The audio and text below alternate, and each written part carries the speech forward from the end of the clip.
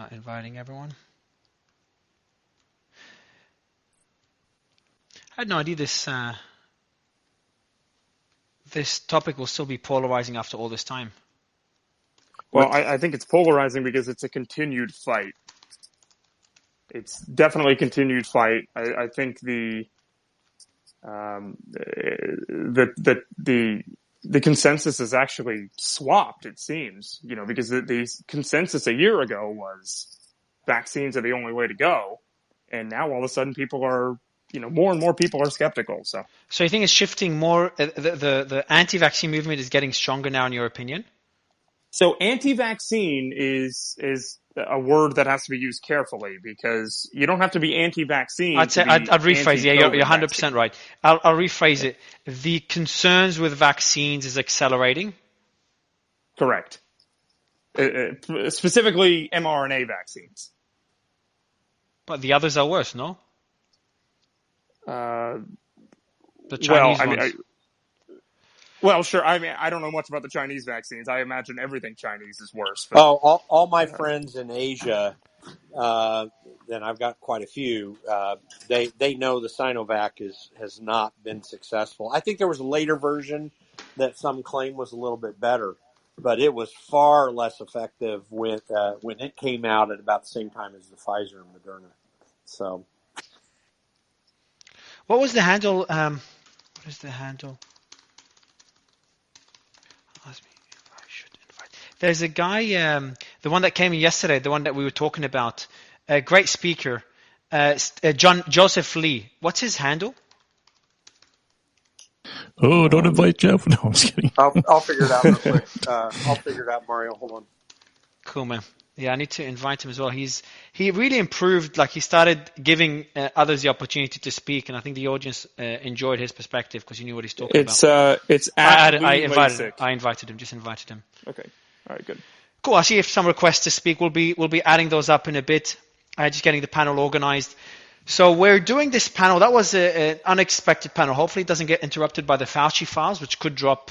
They could drop today. I hope they don't. And that sounds good to me. It doesn't sound good to me, man. I got to wake up early tomorrow. I got to speak at an event. But if they do drop, we'll be covering the Fauci files. The next space we'll be covering Fauci's response to COVID. And obviously, there's a lot of concerns swirling around COVID. And Nick, you made a good point. You said, Mario, every time I tweet anything about Fauci, it gets the most engagement. So that kind of says it all. Right. It's a topic people care a lot about. They feel like they were wronged.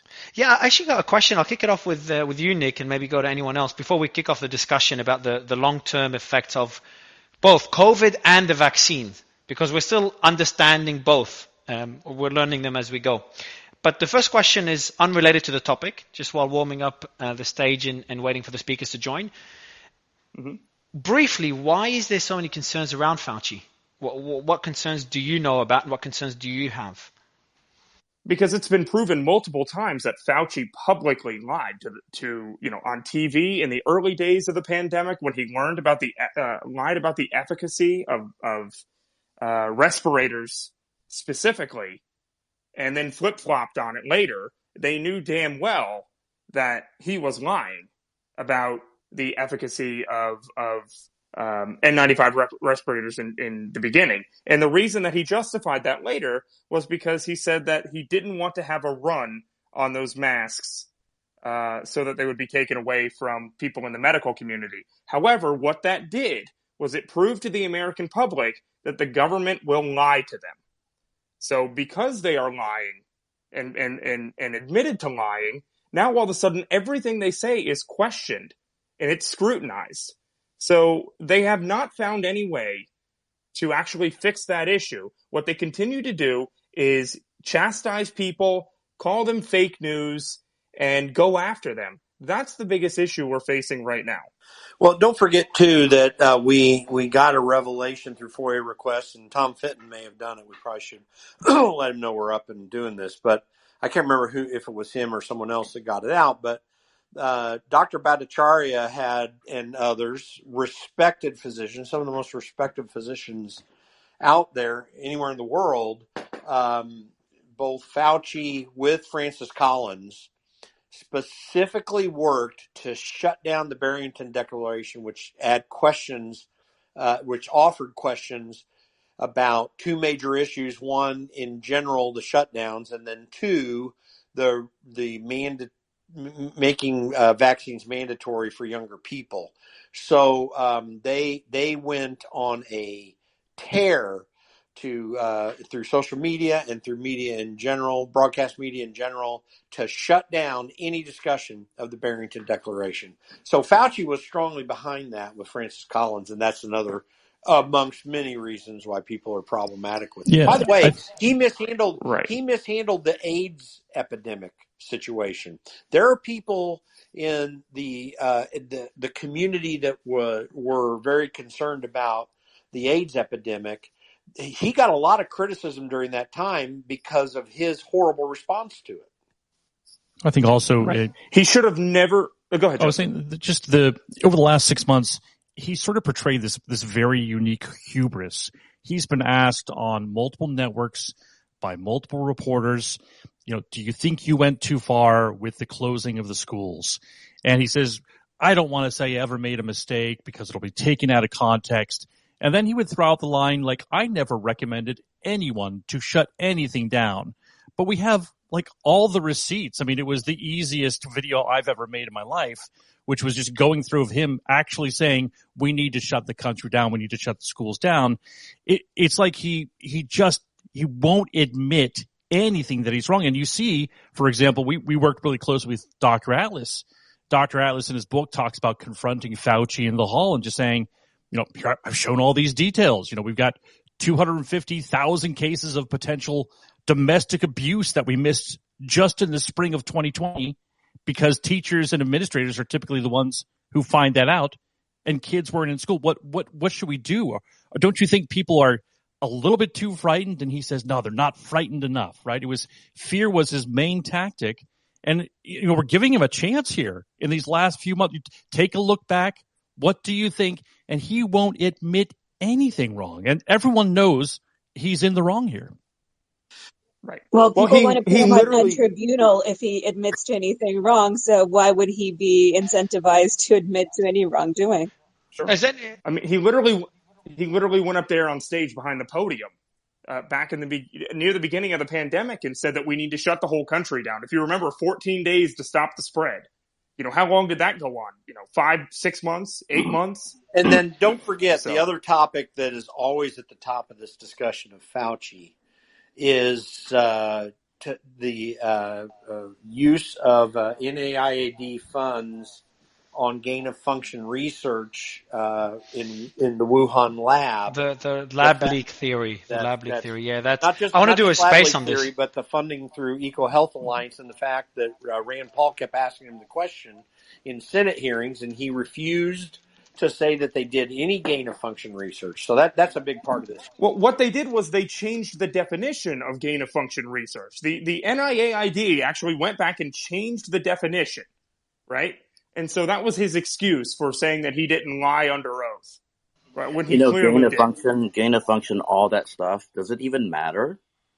Just accept what they say that their vaccine is, what they think that it does, and even based on that science, it doesn't work.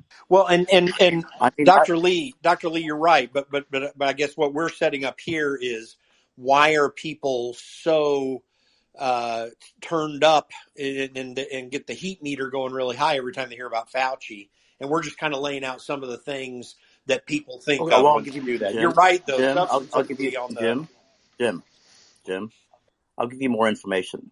Have you heard any of the stuff that I've said? Yeah, I have. I've been listening to you for days now. Got it. One thing I want to point out is we have a problem, a systems problem, it seems to me, because, we have people like Fauci and others that are making decisions that aren't necessarily always grounded in science, but there is no transparency or process by which we kind of can see, okay, this decision to say shut down schools or, not to allow visitors to hospitals or things like that, this is made because X and Y. So how can we, going forward, if something like this, God forbid, happens again, how can we make the system better so that we do have a transparency where we can see, okay, this policy is being made because X and Y, and it's grounded in some sort of science as opposed to, politics or just arbitrary. Because who determines what the science So is? guys, I wanna get into the hey shit. Andrew Tate is trending. I'm just looking at what's trending. It popped up on the right. I didn't know Andrew Tate is still trending. So I want to kick off with a discussion about the long-term impact of the vaccine. So if you don't, actually, I'll ask the question directly. Can you put your hand up if you have been vaccinated? And that goes for the panelists and the audience as well. If you have been vaccinated, it'd be great if you could put your hand up. So you got, all right, so we got 1, 2, 3, 4, pretty much split, 5, 6. So we have 4 not vaccinated, and then we have 1, 2, 3, 4, 5, 6, 7 vaccinated. And just for the record, many people that don't like the vaccine have been vaccinated, or that have concerns with the vaccines have been vaccinated. So I want to kick it off with Steve. Steve, what would you say is the one biggest concern you have about the vaccine that you think the audience should know? And the audience, this is an opportunity for you. We're going to go through all the concerns, long-term concerns of the vaccine versus concerns of COVID. We're going to start with the vaccines. Steve, the mic is yours. Yeah, so it's hard to pin just one, but I'd say that the most serious adverse event from the vaccines is it kills people, and it kills massive numbers of people. And I just did a poll on Twitter, which I did an hour ago. I have 12,000 responses, and it was just done an hour ago. I asked, did anyone in your household die from the COVID vaccine? Not COVID virus, the COVID vaccine, from the COVID vaccine. 8.8% said yes, 91.2% said no. And this is pretty consistent. People following you, Steve? Just to clarify, those Sorry? are people that are following you specifically, right? Yes, yes. And when we've done polls where people are not following me, and by the way, I encourage anyone, hey, if there's anyone in this room who is a pro-vaxxer, like Lisa Dunn or anybody, go run the same poll. Lisa, I challenge you to run the same poll. It's a good poll to run, I think, for everyone. But I have a question for you. Like, when you say, did anyone in your household die from the COVID vaccine? People might assume it's the vaccine, and we've seen cases of people coming and saying, "I know it's the vaccine," but it could be correlation rather than causation. No, of course. It could be. This is just opinion. But, the thing is that we have lots of data points that validate this, including the professional opinion of doctors who regularly tell us that it's 1 in 1,000 or 2 in 1,000 death rates that they're seeing in their practices. So these are just data points, but they're interesting data points because they're very consistent.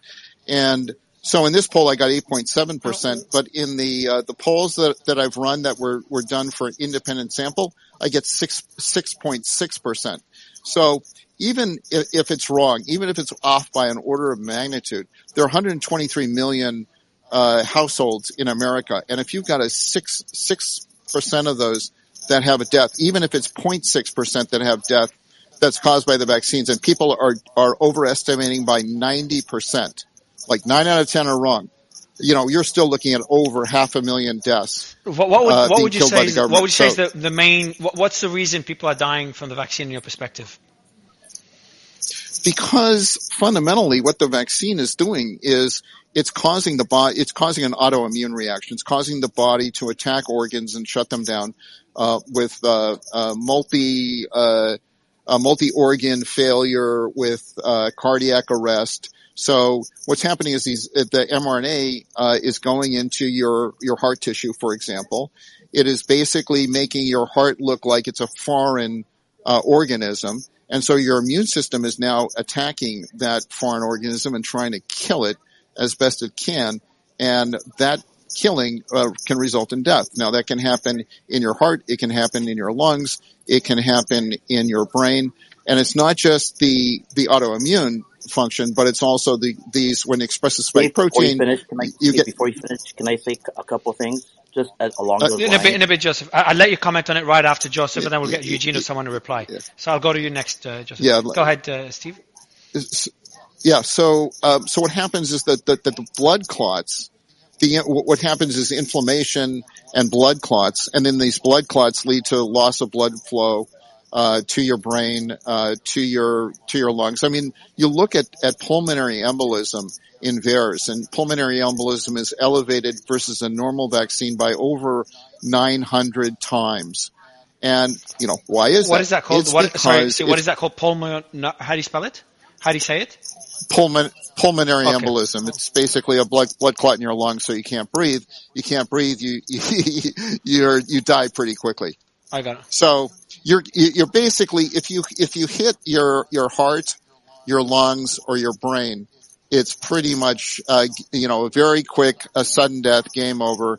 And in fact, these blood clots that we're seeing in people, and usually we see them somewhere around 6 months or so after they get a shot.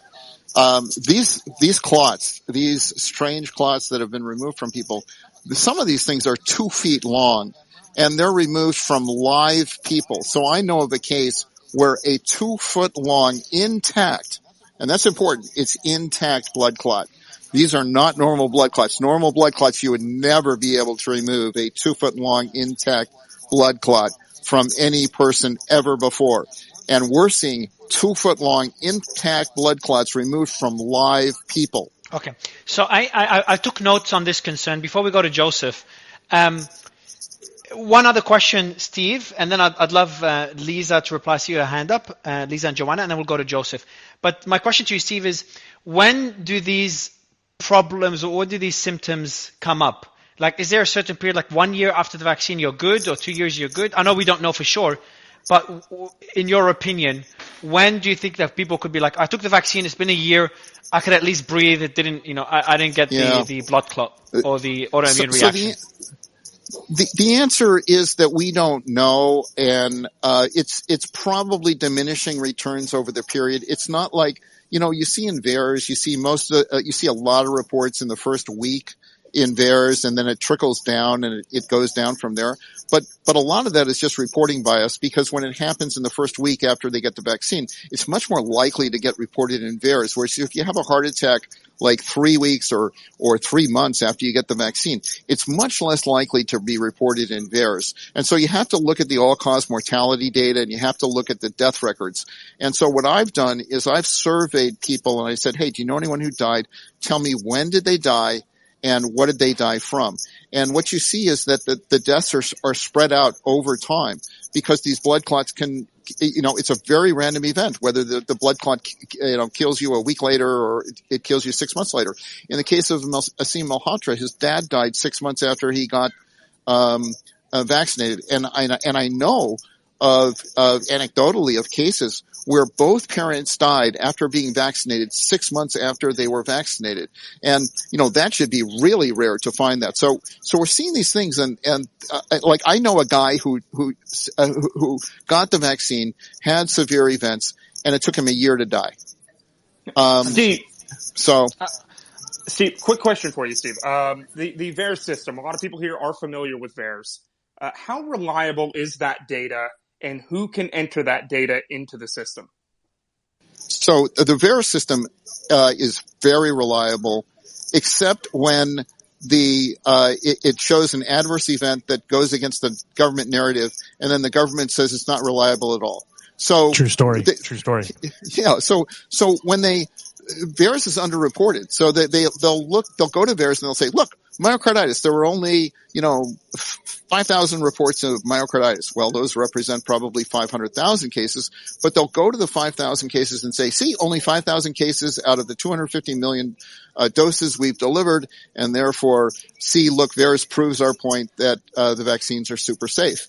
But they never reply the underreporting factor of VAERS, and they never talk about the underreporting factor of VAERS in any of these ACIP committee meetings or the VRBAC committee meetings. I have never, ever heard John Su or Tom Shimbakuru go and talk about the underreporting factor of VAERS. He says, oh yeah, VAERS is underreported, but they never, ever talk about the underreporting factor. They know, but they never talk about that. So you ask about the reliability. It's very reliable. It's underreported. It's underreported by at least a factor of 41. And that's for the most severe events. It's factor of 41 because the most severe event that's supposed to be always reported is anaphylaxis. And we know there was a Blumenthal paper. It was published in JAMA, and it showed I think it was like 2.4 per 10,000 vaccination rate of anaphylaxis. And so we know what the Did I drop out? Did Steve drop out? calculate the under. He definitely dropped out. Yeah. Dropped out. Yeah. You're back. He's back. You're back. You're back. That was You got a call. that was Ed Dowd. Calling me. So we know what the underreporting factor is for the event that is happening right in front of the healthcare worker, and it's obvious it was caused by the vaccine, and those are underreported by a factor of 41. Got it. So death I've got is enough. worse, right? So 15,000 deaths in VAERS is over 500,000 deaths. By a factor of 41, did you say? Underreported by a factor of 41? For the most severe events. If it's less severe, then and it's less likely to be associated, it's going to be reported at an even higher rate. So in other words, something like pulmonary embolism might be reported at 60x or 70x. Menstrual issues might be 100x or more. Can I ask something about blood clots? Because blood clots are very, very common. They always have been. I'm just looking at data here that suggests back in 2008, studies showed that between 100,000 and 300,000 people died per year of blood clots, which was more than AIDS, breast cancer, and motor vehicle crashes combined. So, but is there data that suggests that more people are dying now of blood clots than, say, 10 years ago when studies were taken on blood clots? Well, I think what you do is you look at the various reports for different vaccines each year and compare them, and you can look at the blood clots associated with the COVID vaccines and compare them, because you're always going to get some amount of reporting of background events. So all the deaths in VAERS, for example, are not caused by the vaccine for sure. There are probably 250, maybe even 1,000 death reports that are just coincidental to people dying. And so the same thing is true with any other adverse event like blood clots. And so the proof of the pudding is to just look at the number of excess events for these vaccines compared to other vaccines. And that's how you can assess that. So I want to go to Lisa to respond. So Lisa, we've got a few points made here. And by the way, Eugene, if you want to jump in, I know Joseph tried to speak earlier, so I know he wants to jump in. Anytime you want to jump in, Eugene, just put your hand up as well, so I know. So there's two main points I want to focus on. Actually, three. The vaccine causing an autoimmune reaction, leading to multi-organ failure with cardiac arrest. The second one will be the blood clot. And then the third one is the underreporting of VAERS that's been mentioned a lot by people.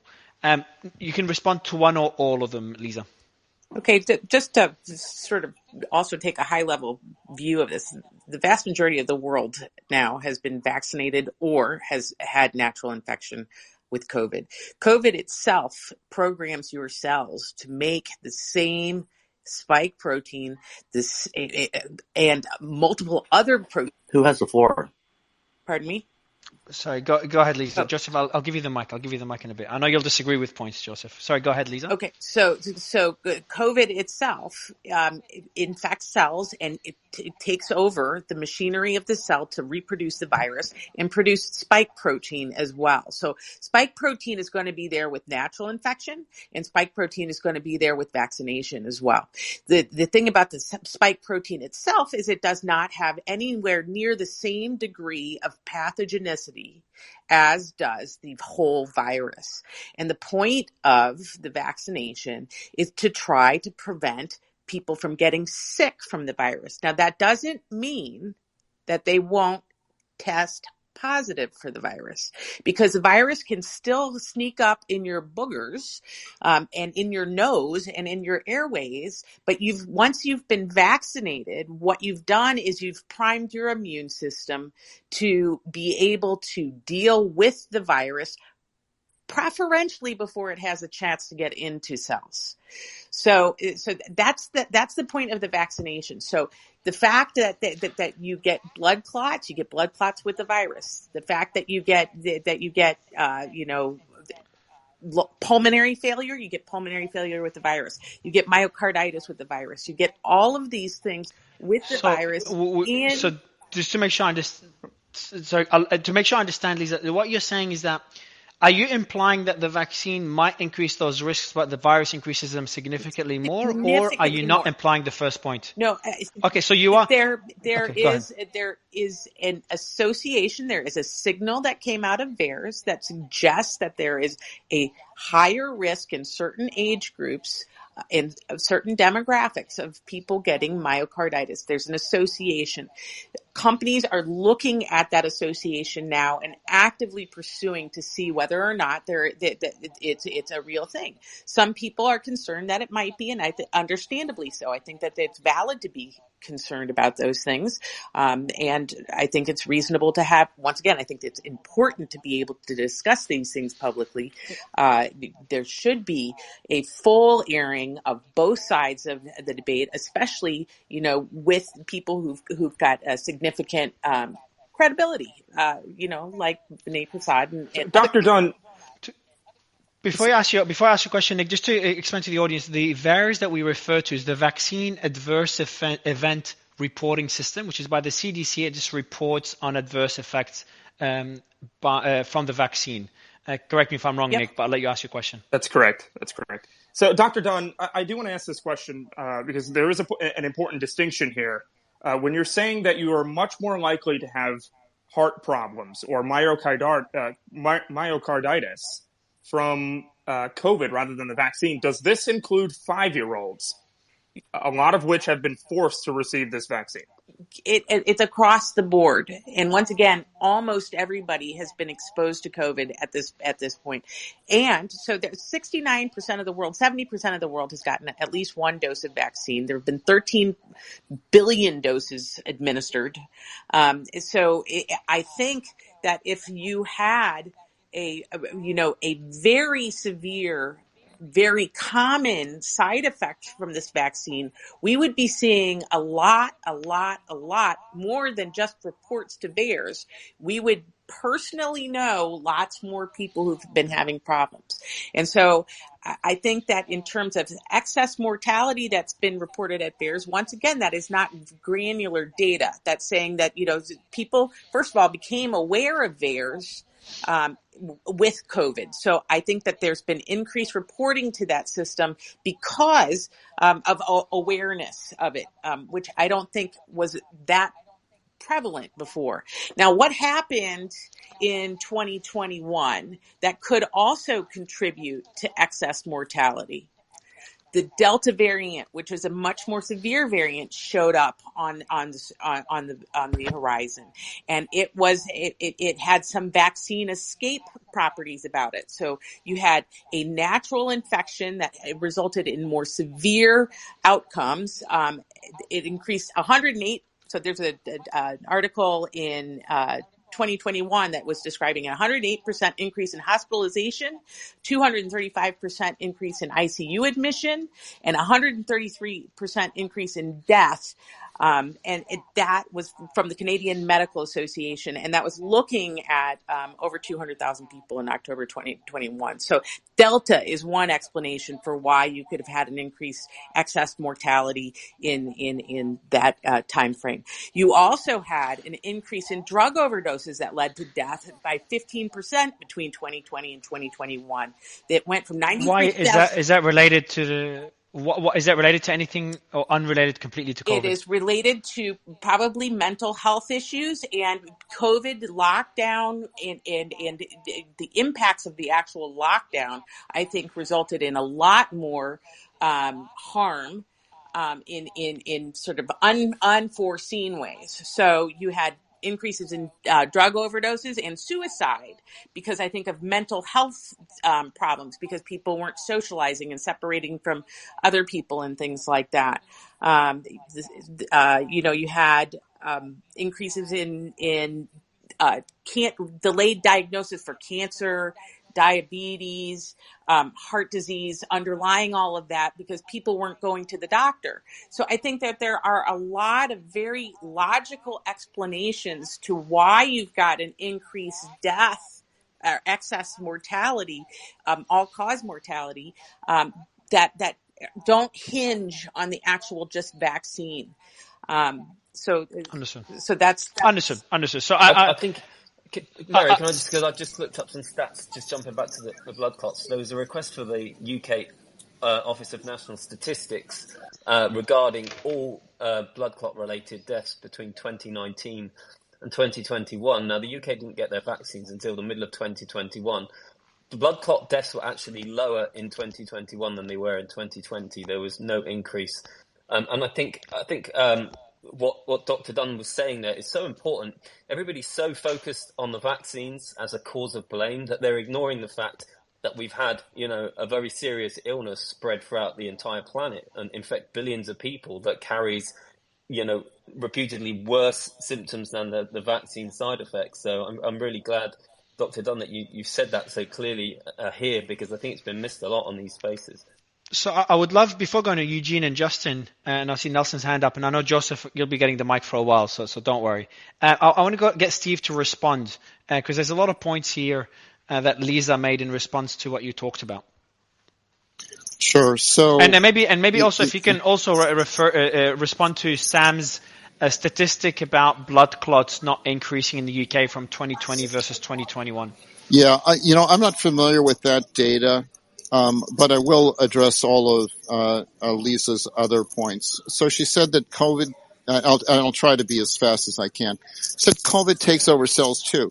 Yeah, but COVID, doesn't work the way these mRNA vaccines. mRNA vaccines, basically, they got a free pass everywhere. They got a free pass to your brain. They got a free pass to your lungs. They got a free pass to your heart. This is what these lipid nanoparticles and the polyethylene glycol do, is they create like this Romulan cloaking device where this stuff can get all over your body. When you get a natural infection, it doesn't happen anywhere near with the intensity of these vaccines. When you get a natural infection, it goes in through your nose, and your immune system starts to fight it in the nose. It doesn't have a free pass to every place in your body. These things are not even, we're not even talking like the same kind of mechanism here. So please don't, you really need to. No, that's patently true. I didn't interrupt you, but if you want to have a debate, let's get some virologists on here, and let's have the experts do that, because I've spent a lot of time talking with Dr. Malone, and I've spent a lot of time talking with Dr. Byron Bridle and other folks, and I can tell you that's how this stuff works. And it basically penetrates the lipid nanoparticles, allow it to penetrate the blood-brain barrier, which is why people are having strokes. As far as the spike protein not as pathogenic, that's just not the case. We are seeing, this is why when I do these surveys, I'm getting these enormous, like, I've never been able to do a survey where the number of deaths from COVID and the vaccine are not comparable. And sometimes I've seen surveys where the vaccine deaths are like 3 times the number of COVID deaths. So, sure, COVID can kill people, but these vaccines are supposed to be safe and effective. They're not supposed to be killing anywhere near the number of people. And now, as far as the vaccine priming your immune system preferentially, well, the best way to prime your immune system is to actually get the virus and get over it. And that really primes your immune system. These things, what they do is they destroy your immune system. And that's been documented with the IgG3 levels and IgG4 levels. And I don't know how you can say that it primes your immune system when it's basically destroying, IgG3 goes to 0 in the study that I saw, and IgG4 goes up, and IgG4 is not your friend. So when you say it's priming your immune system, this thing is destroying your immune system, and that's just one small example. As far as myocarditis goes, I have yet to find a single cardiologist in the entire United States where the rate of myocarditis went down after the vaccines rolled out. And in fact, I talk to nurses all the time, and they are livid. These nurses are livid. They have never seen myocarditis in kids, ever. Like, they would never see a case, and now they're seeing it all the time. They're seeing kids die from heart attacks that should never have died. They're seeing kids with myocarditis that they would never have seen before, that they never saw when COVID was present. It's only after the vaccines rolled out that these nurses are livid, and we should get a couple of nurses in this room so that they can talk. I don't know if Angela Wolbrecht is here. Yeah, so these are... Okay. And as far as increased reporting to the VAERS system, there is absolutely not a shred of evidence whatsoever. That is a total hand-waving argument that has no evidentiary support whatsoever. I defy you. Let me finish. So let you finish that last point on the VAERS report, Steve, before letting Lisa reply again. Look, I let her go through everything. I didn't interrupt her. I'm responding to all of her points. Yeah, definitely. I understand. Yeah. There is no evidentiary support. I have surveyed healthcare workers, and maybe Liza has. I'd like to see her surveys of healthcare workers, and I'll show you my surveys, because my surveys were done by a professional pollster. It was done by a third-party list of healthcare workers. They are not my followers, and it showed that these people are not reporting at an increased rate. And if they and how can you explain how this increased reporting is happening everywhere in the world, and it's only happening for the COVID vaccines, and it is not happening for any other vaccine in the world? As far as the Delta variant, come on, Liza, you've seen the insurance company data. The people who are employed and have life insurance policies through the insurance companies, these people are the healthiest on the planet. And what's happened is an inversion, that the people who are employed now are dying at a greater rate than the people who are not employed. So the healthiest people are dying at a higher rate. And this is after the vaccines rolled out, and this is in Q3. How do you explain that in Q3? Why are these healthy? Come on, let me finish. Okay, and the final thing is that find me a physician geriatric practice, 65-year-olds or older, where they report that, wow, when the vaccines rolled out, boy, my death rates just went, down by 10%, no more COVID deaths, and I didn't experience any excess mortality. Find me one practice in the entire United States where that is true, because every single practice I have talked to, it is the reverse. It is that these vaccines have been a complete disaster. And I ran a poll of for people. Hey, give me the pros and the cons. Give me the nursing homes where it went down and the nursing homes where it went up. And I could not find a single nursing home. I even asked on Nextdoor. I was desperate. I asked on Nextdoor, find me a single nursing home where the rates went down, the all-cause mortality rates went down after they rolled out these vaccines that are protecting us from COVID, and I couldn't get a single nursing home where the rates went down. So I'll leave it at that.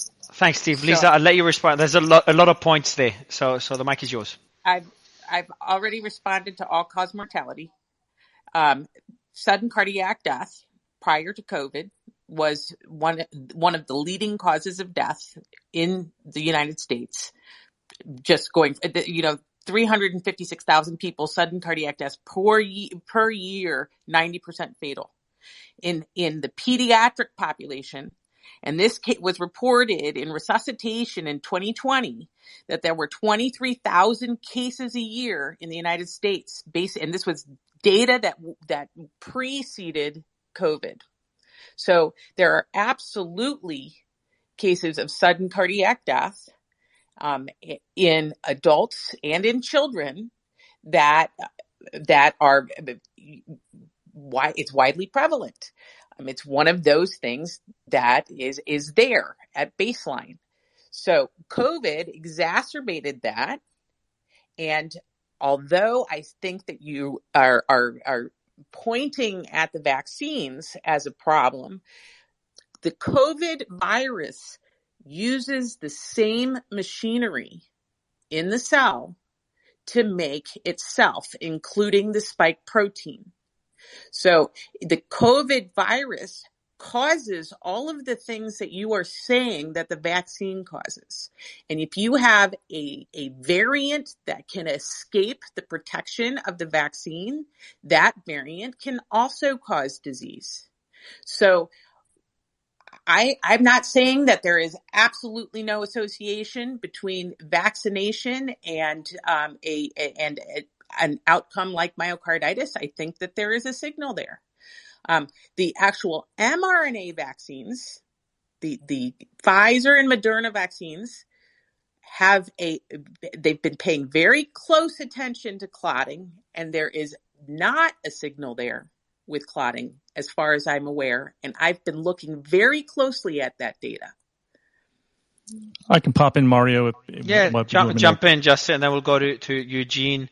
Nelson's been waiting for a while. No, good discussion. And then we'll go to Joseph. I would say in general, look, there's something going on. UK reported at the end of last year that they are seeing week over week about a 20% excess deaths increase over the deaths that they would expect during that time frame. So something's going on. Yeah, on that point, Justin, I'll let you continue. Yeah. I know you have a lot of points, but on that particular point, the excess death argument.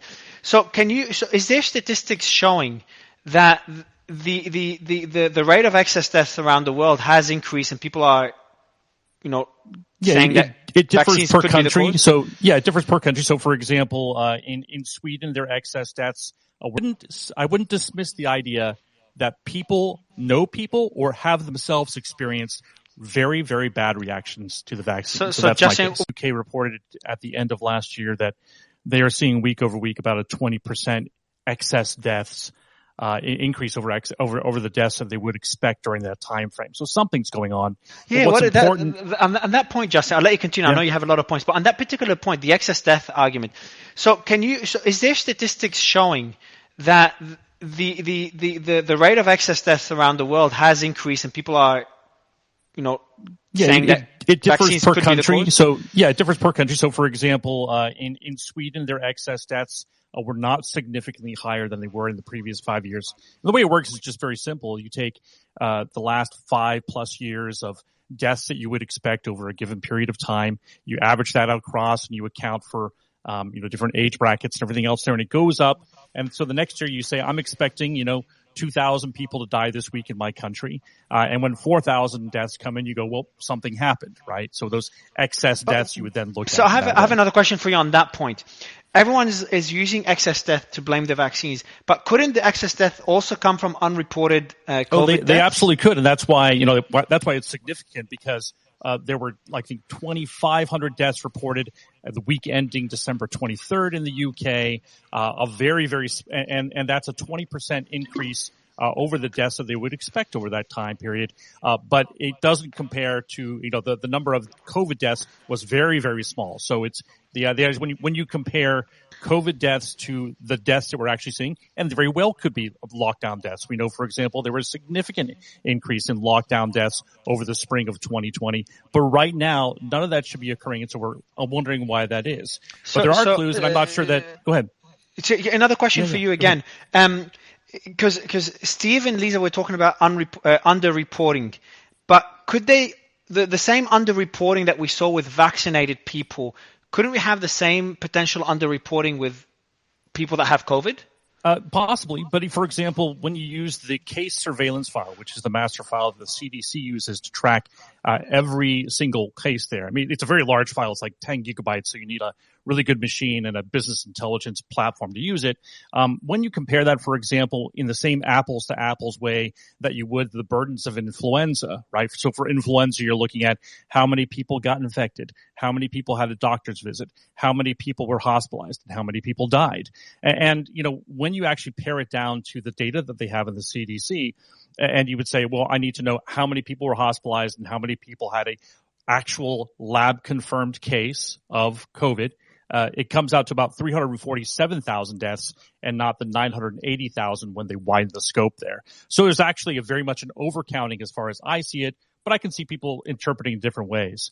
But I think the main thing I wanted to bring up here, Mario, was that there are new reports. I'm not sure Liza is aware of them. Just out this week, of course, the VAERS data was finally released from the government, and we're able to look at those things. Now, I think it's been reported that there are 770 different signals using their own PRM metrics there. Some of these are very minor AEs, but some of them, like the usual ones, the pulmonary embolism, the acute myocardial infarction, those are all there. Also, just yesterday, the FDA, or maybe it was 2 days ago, the FDA published finally one of its reports, looking again at the background rate of the adverse reactions towards previous vaccinations on 65-plus-year-olds, and they indeed confirmed a 50% increase in pulmonary embolisms and a 42% increase in acute myocardial infarction. So that's both clots and heart attacks. Now, what's from crazy from the vaccine. From the vaccine, and this is published by the FDA. Now, what's really troubling is they've had this data all along, and they haven't published it until just now. Lisa, Justin, before you continue, Lisa, on this data, have you seen that particular data that Justin's referring to? No, I haven't seen that data, and I will look at it and with an open mind, but I have not. I pinned it. I pinned the perfect. Yeah, thanks. Yeah, so Eugene, they had Eugene, two other sort of. Go ahead, sorry. Yeah, I was going to tell Eugene, if you can go through that data as well, I'd love your take on it. But I'd let you continue, Justin. Yeah, so I think another important study that came out in this last week was a study that found the immune. They actually looked at several dozen people, young adults, males, who had myocarditis after vaccination. Then they looked at a control group to understand exactly what they were looking at. They found the same exact levels of the type of antibody responses. So, it was anticipated that the systems were going tilt, right? That is actually one sort of theory that's out there, that when you have an actual COVID-19 infection, your body's already full of antibodies. The younger you are, the longer and stronger those sort of immune responses take hold. If you now give an injection of the mRNA vaccine, there is some evidence that those can let the system go tilt and provide what they call immune complexes, and that can cause joint pain problems and probably other things as well. But in this latest study, what it seems to confirm is that the antibody levels that they measured on the patients that were young adults that had myocarditis after a vaccination were almost exactly the same as those that had just COVID-19 and those antibodies that came in there. So what happens now is we need to look at this very closely. What they did find in those patients that had myocarditis after a COVID vaccination was that there was a higher levels of free, unbound spike proteins in the blood. And this is the biggest fear. Now, there are lots of places where there can be fail-safes in the vaccine. It could be, for example, in the QA process, much like someone described to me, like Newman's Own salad dressing. If you're not handling these vials right or not doing a proper QA, you can actually get more of the vaccine and less of the fluid that goes with it. Or even as Christine Grace has pointed out, there's very replete literature around the storage of the LNPs, the lipid nanoparticles. And if they are frozen, if they are unfrozen, if they're frozen again, it can cause significant issues. Then you have another issue, which is at the point of administration. So you can see I'm kind of going through a workflow. There's a point of failure at the QA, that is the quality assurance, as they say QC in the industry there, the quality control of the vaccine vials itself. There's a storage element that could be a factor. There's an administration of the vaccine. I know the CDC changed its policy halfway through, and they do not aspirate. When you aspirate through a vaccination, you ensure that the vaccination is not being injected into blood vessels, into other things it's supposed to do, just sort of muscle inbound stuff. Could be a problem there that cause, again, immune complexes to take place. But we think now that the biggest concern and why we're seeing, again, the evidence is now there from VAERS, the evidence is there from the FDA for 65-year-olds. We think it's there from multiple articles by Marty McCary, Tracy Ho, who've been tracing this for a year or more, that the actual myocarditis risk for young adults, especially young adult males, is like 6 to 10 times what it is on the background rate, and that could be caused by these lipid nanoparticles that are going out in the body. Remember when Pfizer had their absolute document repository. And they said to the judge, we can give you 500 documents a month. Someone did the math and said, well, that would mean the last document would be delivered like 75 years from now, right? So the judge says, no, you'll be producing 100,000 of these a month. We get each of those batches at the beginning of the month. The last one came out January 4th. And it showed also, I think in this batch or the previous one in November, it showed that they could not account in the trials and for the examinations they were doing 50% of the LMPs.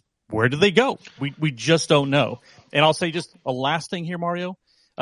When we look right now at the uptake of the current vaccine, the bivalent vaccine, it is hovering below 30%. That is like a far cry from where the government wants it. But I don't think it's like voices like myself or Steve. I think we're having some impact. But I guarantee you, when you look at the survey data, both by Rasmussen and by the CDC's own phone polls, you realize that a significant number of people know someone who has been injured by the vaccine. By the Rasmussen poll, 1 out of 4 people know someone that they suspect died of the vaccine. That's what it said there. We know from the CDC's own poll that at least 8% of people who said they will never get another vaccine had a very bad reaction personally about it.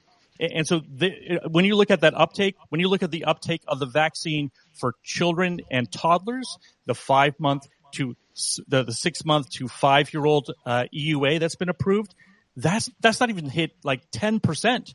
Because people are onto this. I think there's sort of a bit of element of kind of cry wolf, but I wouldn't put it past. I wouldn't dismiss the idea that people know people or have themselves experienced very, very bad reactions to the vaccine. So Justin, one quick question on this before I go to Eugene, and Lindsay, I see your hand up as well. One question. The last statistic you mentioned is, in my opinion, the least important out of all the ones you mentioned. Because you've mentioned a lot. I think the first few are for me, very important. I would like Eugene's take on them. Because they do show, in my opinion, from what you've said, that, again, I'm not saying it's worse to have the vaccine versus having COVID, but I'm saying that at least we can see that the vaccine is having some negative impact, especially when it comes to myocarditis. But the other statistic you mentioned about when people say, and Steve mentioned a similar statistic, when you ask people like, have you had someone injured by the vaccine? Would you say this statistic is, people make assumption or they speculate, and that's where causation versus correlation kicks in. Would you say this statistic is less important than the others you mentioned? Oh, I think it's definitely probably subjective, because a lot of it is conjecture, obviously, right? A lot of times it's because you cannot find the path to get someone to approve and validate. I know myself. I know particularly someone who died from a vaccine injury. I'm just very confirmed on that. But again, I have to go through the process of helping that family go through and identify that for sure. But that's the perception that people have. But I also know, when you ask people directly, I know the number of self-injury. If we look at the V-Safe, for example, which is a more confirmed, that is an opt-in program that the government has, there's a significant percentage of people who have affirmed actual injury in that. And so I would say that, don't dismiss the idea. The experience I don't think real. Yeah. It shouldn't be dismissed because the data points are more, I think, more subjective, powerful there. Yeah. But I think they're also important because it just shows, the perception of people of the vaccines and how it's shifting over time. I do want to go to Eugene. Eugene, Justin did mention a lot of studies, including the papers from Pfizer. And Lisa hinted that, hey, it does look that they could be, we could at least say there's some negative effects from the vaccine. We just don't know how severe they are. And Lisa, correct me if I'm wrong. I don't want to put words in your mouth. Steve obviously made a similar point to Justin, referring to other studies. Would you say there is enough studies to show now, Eugene, that the vaccine is, in your opinion, I know your opinion is, you've been on the panel a few times, the vaccine is still better than being unvaccinated, and the negative impact from the vaccine is still less severe than the negative impact from COVID. But would you agree that there is more and more studies showing the negative impact of the vaccines? Yeah, thanks, Mario. So I would love to go through all those comments that were mentioned. And then before I do start that, I do want to mention that, science, especially medical science, is all about looking at the strongest available evidence that is out there. And science is always changing because we're always anytime new evidence comes to light or new questions are asked and answered, science always has to take into account the latest and best available data. So in the very beginning, when the mRNA vaccines first came out, it was a new technology, right? We had only animal studies and then a few pilot studies in humans. So back then, 2-3 years back then, when they came out, there could be legitimate questions as to, are the vaccines safe or not? But now, look at the state of the world that we're in. More than 5 billion vaccine doses have been given out to billions of people. At that scale, you would expect, if there was a problem with the vaccines, that there would be so many people, it would be an epidemic of vaccine injuries. And there is no evidence for that whatsoever. If you look at the largest studies in the New England Journal of Medicine, in Lancet, in all the reputable journals across the board, there is no evidence from any large study that there is a preponderance of vaccine injuries. So vaccine injuries happen. They do happen, right? Because there's anaphylaxis. There have been cases of myocarditis.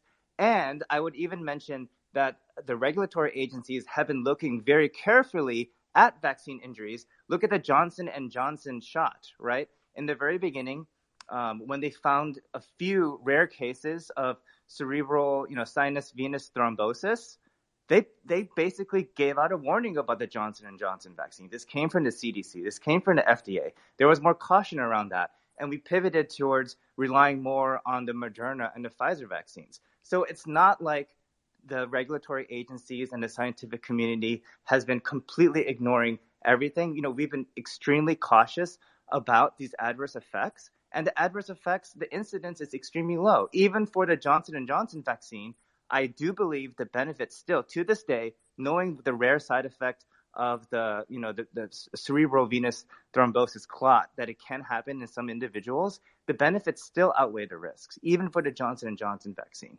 particularly so for the Moderna and Pfizer vaccine. And all of the studies that have been done so far have shown, like after billions and billions of doses of these vaccines given out, there hasn't been an epidemic of vaccine injuries. And I'll just end with this one analogy, and then I'll let others, have their piece or give me a rebuttal. But just take something like a glass of water, right? How many people drink water every day? I drank a glass of water today. Probably all of you drink water sometime in your life, right? It's a very common thing. But what if we focused on everybody who aspirated on drinking water? There are people who die drinking from a glass of water. That doesn't mean that water is a dangerous product, right? You need water to survive. When you deal with the coronavirus vaccines and look at the scale of how many doses have been given, of course there's going to be a few instances of people having an adverse effect to something at that scale. But you have to look at the larger numbers and how many people have benefited versus how many people have not. Go ahead, Nick.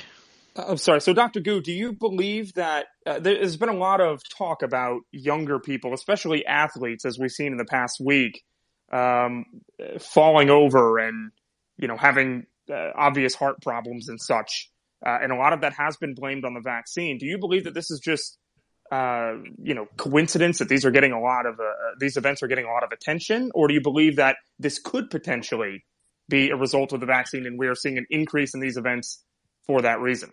And to kind of add to that question, Eugene, I'll kind of add a bit more to the same question, is that Justin's reports and some of Steve's as well don't show like a minuscule number of injuries from the vaccine. They do show, I didn't take notes, but a pretty significant increase as more and more papers are released. I think one of them was, Steve mentioned in 41, no, that's underreported. But one of the mentions about the amount of impact it had on myocarditis. Justin mentioned some pretty significant numbers. So the largest study that I've seen, that has millions of patients involved in that, shows an incidence of 2.5. This is for younger males too, the group that everyone looks at as being the most susceptible to myocarditis. 2.5 individuals per 100,000 doses of the vaccine given out. So that's it's not to minimize the instances of myocarditis, but that is very rare compared to when you look at the benefit to risk ratio of that. What about the Thailand paper, Eugene? So if you look at every single paper out there in the medical literature, you can always find some paper agreeing with your narrative. It's like taking a quote out of the Bible. You can always find something that supports your narrative. That's why you have to look at the total number of patients involved in the study, and yeah, but the quality that's was better because they looked at these your people subjective before. opinion, Steve. No, it's Right? not. So No, it's we not. can't put It's anecdotes It's and people's objective. It's not an subjective anecdote. opinions into a scientific debate. It's You have not to an go by what the anecdote, evidence says. Eugene. It's the highest quality study that was ever done because they looked at the patients before they got the vaccine. But They that's your looked at the. opinion. You have to No, it's separate not. opinion This is not. from evidence. This is not about opinion, What's Eugene. the When what's you the look study, Steve? What's the study? What's the study? This is the Thailand it was a heart damage study. It was done in Thailand. It's very easy to find. If you go to my Substack, you type in Thailand, you'll find a reference to it. But they looked at 301 kids, and they assessed them before they got the vaccine, and they assessed them after they got the vaccine. That is the best possible quality because they looked at before and they followed the same people after to see what happened. And in 29% of them, they had markers of cardiac injury in close to 30% of those individuals before and after. That is very definitive. Reuters issued a correction were of in that that claim. study, Steve? So there's too Reuters many. did issue a So yes, correction. I see everyone. I see everyone commenting. Steve, I'll go. Eugene, I'll let you quickly respond, and then go to Lisa and Sam. So Eugene, the study that Steve mentioned, which he says is the most comprehensive study on the matter. I know you might say there's too many studies, and there's always going to be a study that might apply with confirmation bias. But in this case, it is according to Steve, the most comprehensive study. Yeah, Doesn't that mean something? I took a look at that study because this isn't the first time that Steve mentioned the Thailand study, and it had like 30 to 60 patients in the control group and 30 to 60 patients in the experimental group.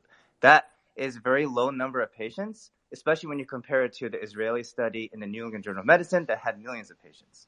Right? So how's that? That's not right. They're 301. It wasn't a randomized control trial. Okay, so 300 patients versus millions. So let's say I misspoke and it's not 30, it's 300. 300 patients, Steve, is an extremely low number of patients. Hey, Eugene, when you look at millions, you're looking at people who are reporting into a vaccine advent reporting system like theirs. See, but this is when that's where they get these. That's where they get these really low numbers. When you follow people directly, look, and this is not just my opinion, Eugene. You know, Vinay Prasad, who is one of the most astute. He's a professor at UCSF. He is one of the most astute evaluators of these trials, and you know, when he talked about the Thailand study, and I suggest you go and listen to his YouTube commentary on this. He said, you know, the thing about this Thailand study is, isn't it amazing that a study like this, which is very high quality, is not done in the United States of America anywhere. And you know why it's not done? Because they know what the result will be, and that's why they don't do a study like this, and they rely on these large studies where you can hide the numbers. When you have a study like this where you track the patients before and after they get the shot, there's no hiding from that data. That's your subjective opinion that a study with 300 patients is more important and higher quality than a study with millions of patients, right?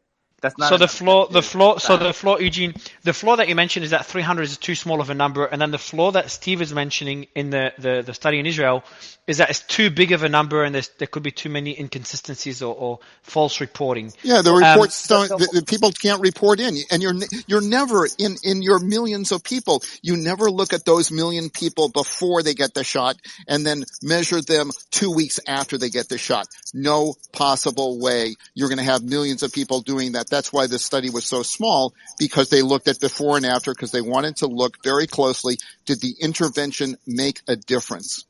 So Nelson, it's a known scientific fact that the larger you increase the number of patients or N in a study, the higher quality it is, because you smooth out all the chances of coincidences and variances that smaller studies are prone to. Right? So Excuse me. Wait a minute. Eugene. The BARDA study is what you're referring to, I believe. That BARDA study was funded by Pfizer, and that BARDA study, and I looked at it, that BARDA study showed that the rate of pulmonary embolism went down after you got the vaccine. And you're trusting that? Are you That's the kidding point. me? Eugene, that's an important point. So I've looked into a documentary a while ago, Eugene, in that there's a bit of there's a lot of concerns within studies that are funded by companies that have a certain incentive in the results of the study, and that leads to bias. Would you say, I'm not saying the study should be discounted, but would you say that is at least a point of concern that Pfizer funded the Israeli study?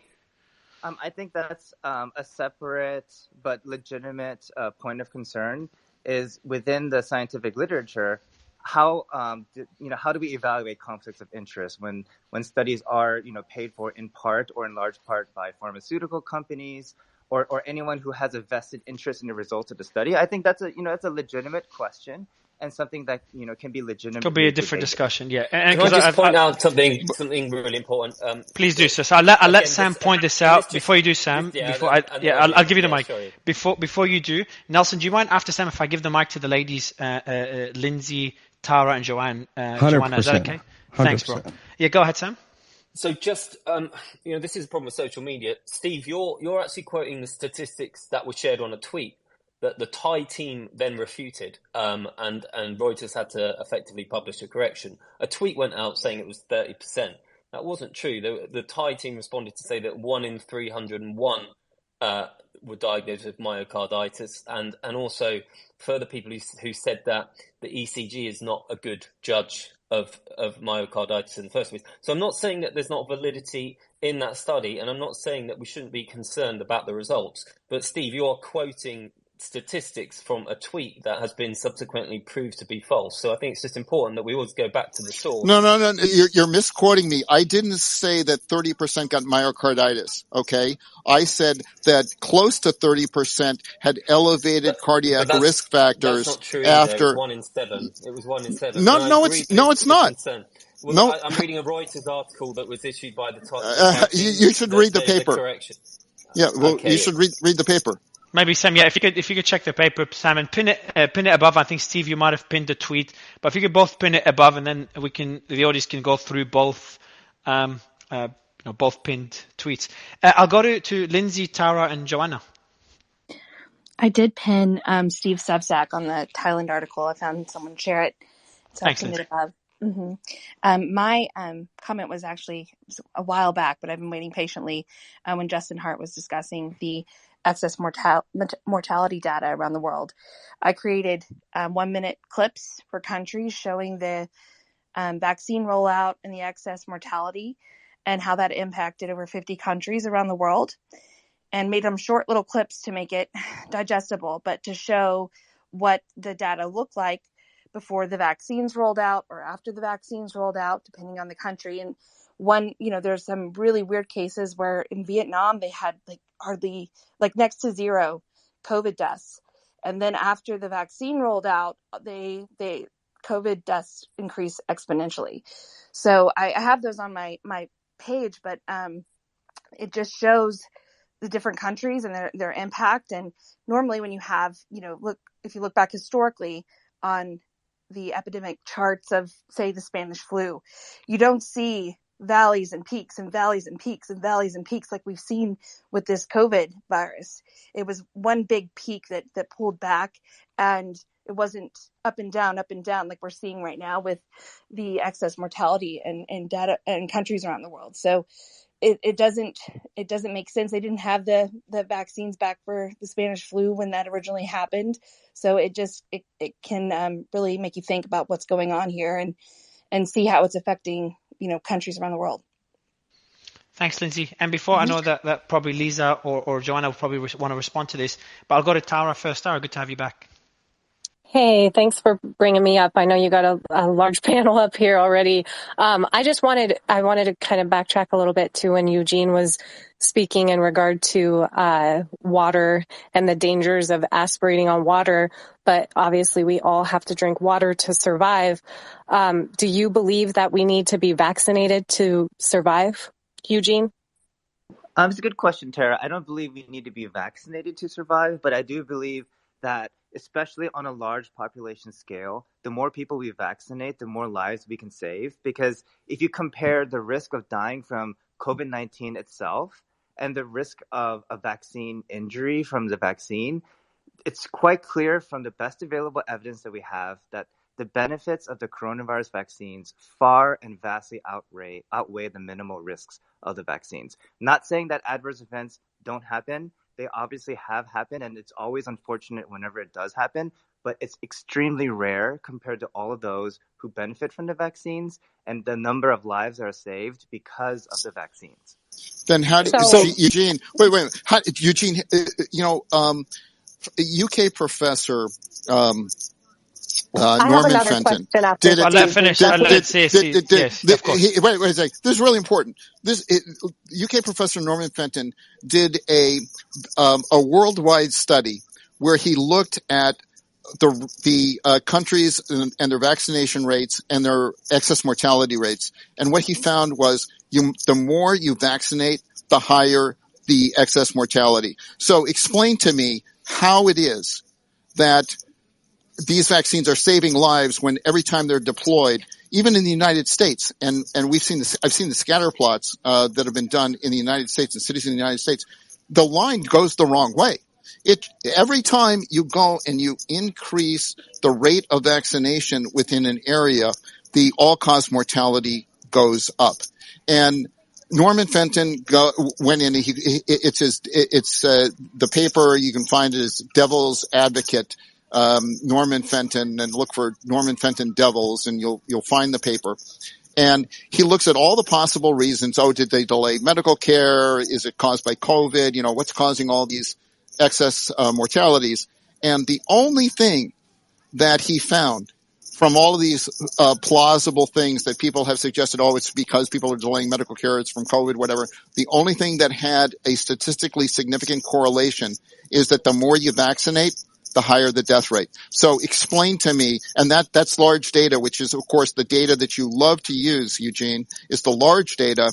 The large data says that the only correlation is with the vaccine and not with anything else. So how do you explain that? Well, first, I'd have to take a careful look at that study and see, what the evidence is and everything. I can't just blindly take your word for it just because you're saying something and quoting this data. But, for the sake of the moment, let's say that you're right and that study is correct. There's so many confounding variables and factors that could lead to an increase in all-cause mortality. One is that the longer that the pandemic goes on, the more people are going to get vaccinated just by virtue of how the vaccination programs work. Right. And so as the time goes on in the middle of the pandemic, you could have an increase in all-cause mortality. Right. And you incidentally find that more people are vaccinated because, hey, during a pandemic, all the countries around the world are trying to protect their populations, from the coronavirus. Right. So how can you definitively show that all-cause mortality is because of the vaccines? So you're going back to the causation correlation argument, Eugene, and Steve is like, there's enough evidence, and the person that did the study, that shows this is leaning towards causation rather than correlation. I want to go back to Tara because she had another question before Steve jumped in, and then Aaron, welcome back to the panel. Tara, go ahead. It was just regarding, so the CDC is now saying that 80% of COVID-19 cases go undetected. So I guess what I'm curious about is how can you have an accurate count of how many people even have COVID if 80% are undetected? I mean, then your studies are based on people who have died who have actually acknowledged that they even have COVID. What about the people who have COVID and don't even realize they have COVID because they're asymptomatic or they show no symptoms at all and are just carriers of COVID? Those people are obviously not counted in those studies that, inflate the COVID death numbers, which we know were inflated regardless because people who died in car accidents, motorcycle crashes, and so on and so forth, were, if they tested positive for COVID, were counted as COVID deaths. Eugene? Yeah, just real quick, if you take a look at the math of that statement, Tara, right? COVID deaths wouldn't be inflated if they're more asymptomatic patients because asymptomatic patients wouldn't die. and so therefore the COVID deaths would remain the same. But they wouldn't right? show up. No, they wouldn't, because if it's going off of people who have contracted COVID, and there's 80% of people who have COVID, but it's undetected, then there's a huge flaw in those numbers. So no, that wouldn't be the case. So the number of COVID deaths wouldn't change. The numerator on there, like the total number of people infected with COVID, that could be underreported. Yes. If there's a lot of asymptomatic people, but that doesn't change. The It number changes of the people in the percentage of death. hospitals who died No, from COVID. it changes what you said, which is the percentage of deaths of people who have contracted or have COVID. So it does. Yeah, It changes it that dramatically part if is there's an true, right? 80%. Yeah. So that would change the death rate percentage. Yeah. And then it would also, when compared to the death rate percentage of vaccinated people, that would also be extremely, changed as well if you're making those comparisons. So that's why I wanted to point that out and that's another thing where a lot of cases where people believe that their family members did die from the vaccine because it's within a certain time period that they died, a perfectly healthy individual within getting that vaccine. And then when they get a report back, it says cause of death unknown or undetermined. So there are a lot of deaths that are happening because of the vaccines or believed to be happening because of the vaccines, but aren't being reported as well. Aaron, before you jump in, I see you're on mute as well. Joanna, you've been waiting for a while, and then Nelson has been waiting the longest. Go ahead, Joanna. Good to have you. Yeah, thank you, Mario. I wanted to just kind of express to everybody that our practice, in medicine is dynamic. And I think that we all approached COVID, with great fear and with a great sense of what we thought we were doing the right thing. And as data is coming out, I do agree with Eugene in so many ways. I think we need high quality data. Our practice is meant to be data driven from high impact journals. This is important. I think that having, large sample sizes, that N value, is important for creating a high power study. And then I'm also hearing other panelists, and I'm agreeing, that there are downstream sequela that is becoming undeniable. And I don't know if it was Nick earlier, or perhaps it was Sam who mentioned the increase in prothrombotic events, for instance, pulmonary embolism, and the increase in myocardial events. But again, how we practice medicine needs to be reflective of what the data says. And I think that from my vantage, one of the scariest things is the fact that this vaccine remains for many hospitals, and I'm based in New York City, but it remains mandatory for many, many people just to be able to function in day-to-day life. At the beginning of the pandemic, you couldn't even go to a restaurant without showing that you had been vaccinated. And I think that taking a step back even further from requiring this vaccine, we need to ask a greater question of how we're consenting our patients. And, perhaps it's best to leave this in the court of the patient. But should be. I have two questions for you, Joanna. Sorry to interrupt. Is there other vaccines that are mandatory beyond the COVID vaccine?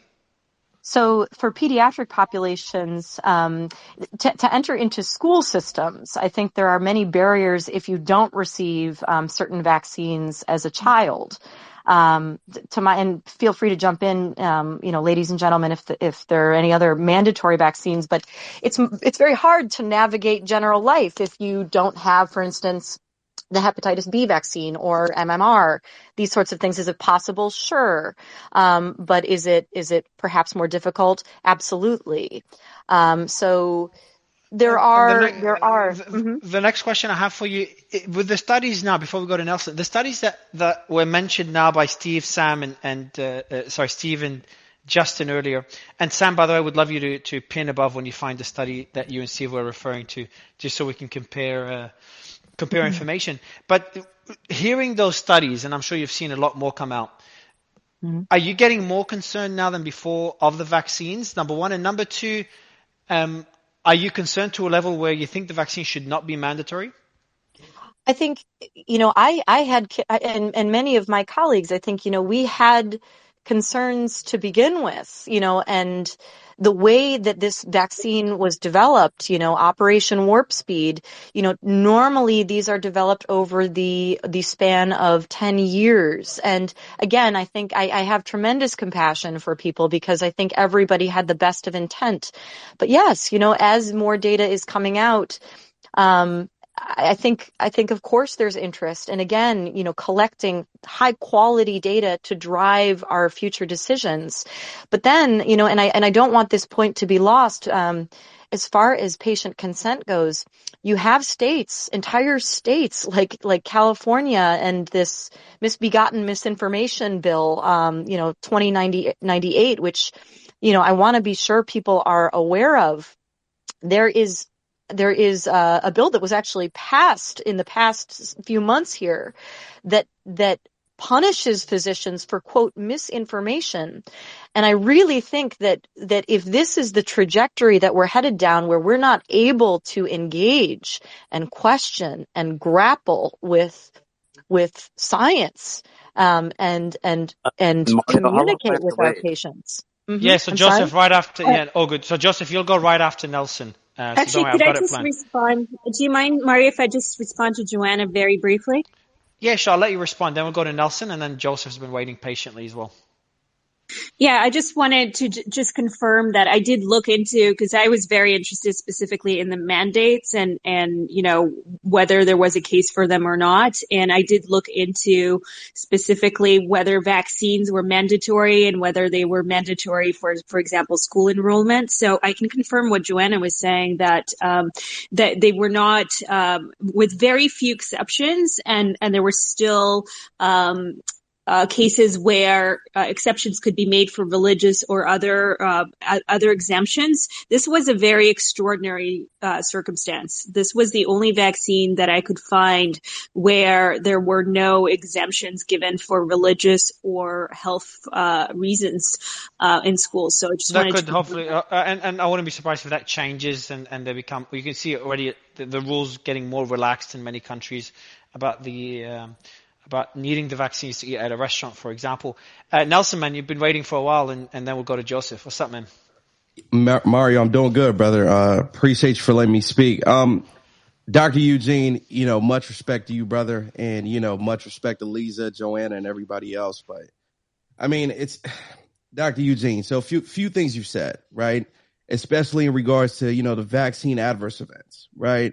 I mean, you're citing data from, the CDC, et cetera. But I mean, at this point, from all we've seen over the past couple of weeks, couple of months, I mean, it's this whole thing has been so politicized to the point where you don't even know who to trust.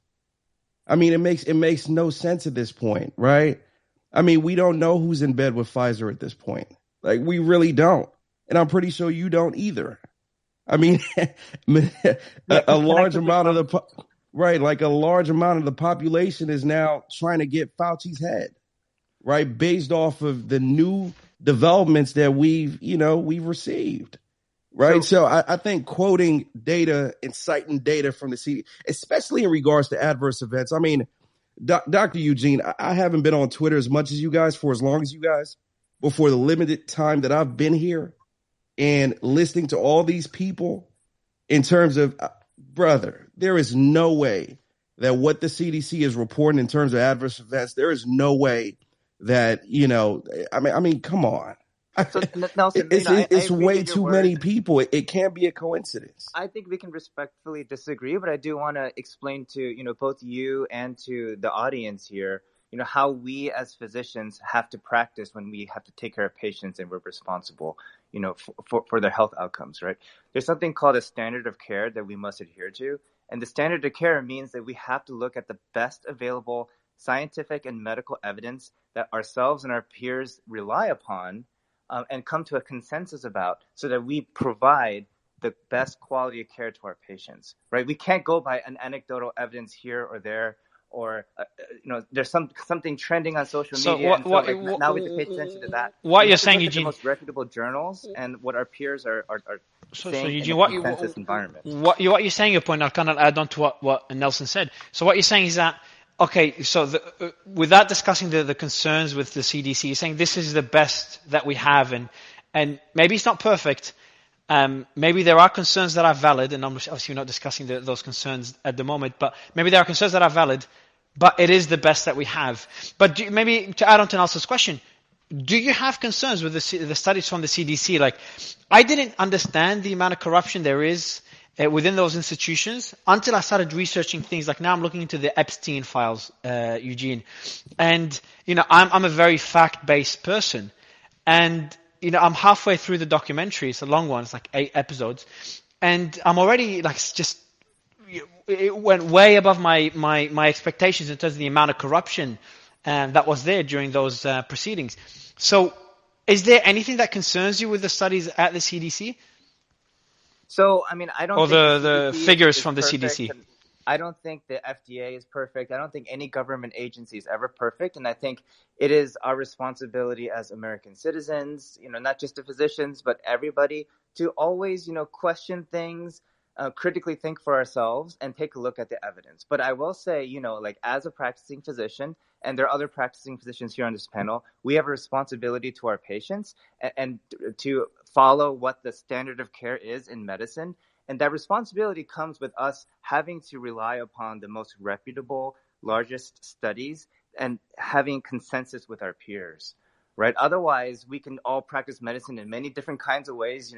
Some people will believe in vaccines, some people won't. Some people will believe in this therapy, some people won't. Like, patients won't get the standard of care that they expect from their physician when they go to the office. Dr. Eugene, I respect you, and I'm pretty sure you know that. But I mean, in my opinion, brother, based on the fact that a lot of these studies that the CDC presents goes against some of the studies that happen in other countries like Thailand, for example, right? Israel, right? A lot of these studies, when you compare them to what we have, just don't make any sense. I mean, it's in my opinion, the CDC's compromised, the NIH is compromised, Fauci is compromised. And I mean, I get what you're saying at the end of the day, but listen, man, as Americans, we all need to ask questions constantly. Especially, that's a good point. Just to finish, ma'am, especially based off of the recent discoveries that have come to our attention thanks to Elon Musk and Twitter. I mean, we have to question. I think that's a very, very good point. So it brings me to the next question. We all are going to need medicine at some point in our lives. We're going to need hospital systems. We're going to need doctors. We're going to need public health. How do we build a system that you can trust? Because if we just take it apart now and say that because of what's happened with the mistrust of COVID, you take apart the whole system that has been put in place to try to make sure that the public gets the best access to the best healthcare possible and the best medications possible. And the companies are involved, academics are involved, the government's involved in that whole process from when the very idea starts. I've got this drug that I think could cure cancer.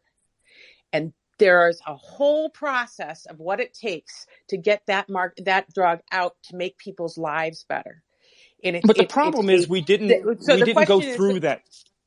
So we did actually, we did actually go through that. It was an abbreviated way of doing that. But what I don't want to see, and I understand your point, and I understand how people feel like it was rushed, and I understand why. But what my concern is that we're going to throw the baby out with the bathwater over this.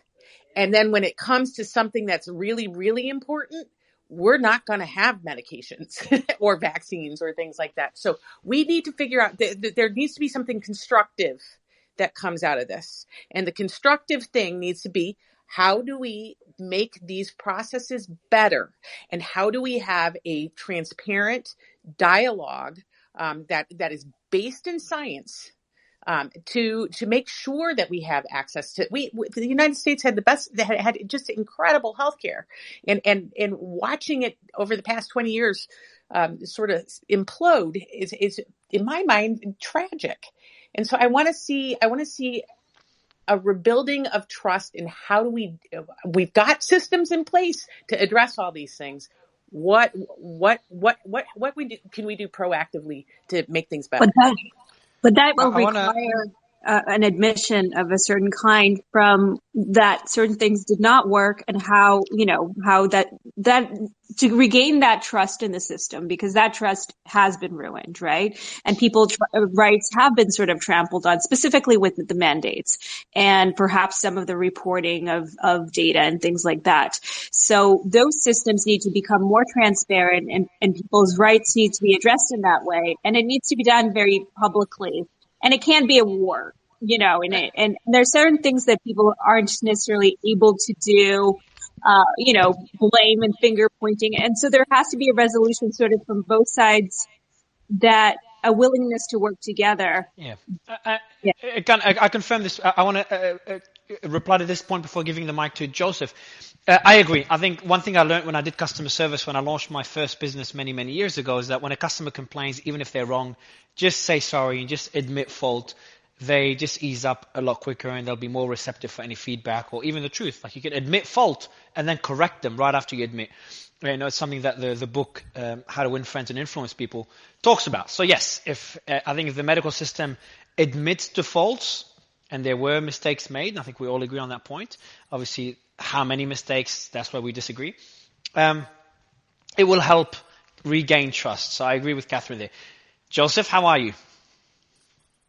Good. Thanks for. You've been thanks for you, man. Like, first time you came, I had to remove you from the stage twice. This time you've unmuted maybe twice. I'm very grateful for that. Mario, I'm sure it was very difficult for you. Well, I mean, part of the reason Mario and Nelson, part of the reason why I'm so quiet is I didn't hear a word Eugene said. Best part of my day, I didn't hear a word he said. Oh, it was glitching for you? I'm sure he muted me. No, he couldn't mute you. So, Eugene, can you test, see if he can hear it? Can you say test, Eugene? Yeah, no, I haven't muted. I can't hear a word, and I'm happy about it. Oh, yeah, this is a glitch. You need to hear him. So, Eugene, I'm going to take you down. I'm going to bring down Eugene and request to speak again, Eugene. You got to hear him. Mario and Nelson, I'm pretty sure he didn't have anything useful to say. So, there we go. Dr. Lee is like a firecracker. You should have seen him last night. Oh my God. Okay, hold on before Dr. Lee, he essentially said that we need water to survive, like we need vaccines to survive, so it's worth the risk, which is astonishing to me. I mean, I applaud Eugene. You know why? Because he has an indefensible position, and he's still spouting. It's incredible to me. That does take intelligence. More than I have, because I would never be able to take a position that stupid and make it sound okay. So, hats off to him for that. But that's it, because everything else. So I think Eugene, I think you'll be able to hear Eugene now. Eugene, can you test now? I removed you and brought you up. Now you can. Yeah, test sure. it. Eugene, Joe, can you hear me? Eugene, I have to know one thing. And please don't say you are. Are you South Korean? I don't know why that would be relevant in any way. Because it would be an embarrassment to my home country. I think you're getting into some ad hominem attacks and. Oh my God! Were you debating him, Eugene? Were you debating him yesterday? Were you debating him yesterday? Were you debating him, Eugene? Yesterday? It's okay, Dr. Lee. We have Biden, so I mean, it's all fair. So Joseph, I'm going to kick it off with the first question. So the first question for me is, listening to all these studies. I know we got very technical in the last discussion about the problems with the vaccine, the risks with the vaccine. But having seen all these studies, there are a lot of studies that, like the Thailand study that Steve mentioned. I can't do the studies. You know why? Because this is the way science works. Let's say you have a haystack, okay? And let's say you're trying to find that needle, the answer. This is how I would do it, because this is the way Eugene's going to do it. He's going to look, little by little, he's going to try to go through the whole haystack. This is the way I would approach it. I would say, a needle is sharp, heavier density, less mu of friction.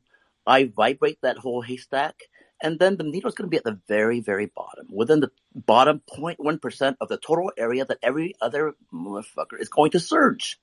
And that's all I would search, and I would find it. Because in science, we talk about a hypothesis. Hypothesis is actually where science starts. If you don't have a hypothesis, you're going to nonstop talk about data, and you're going to be wrong. Nature, the journal Nature, published an article, 12 years ago, the replication crisis. Half the published data in science in our reputable journals cannot be replicated. Now, what I'm saying about this COVID vaccine data, it can be replicated, but for the wrong reason.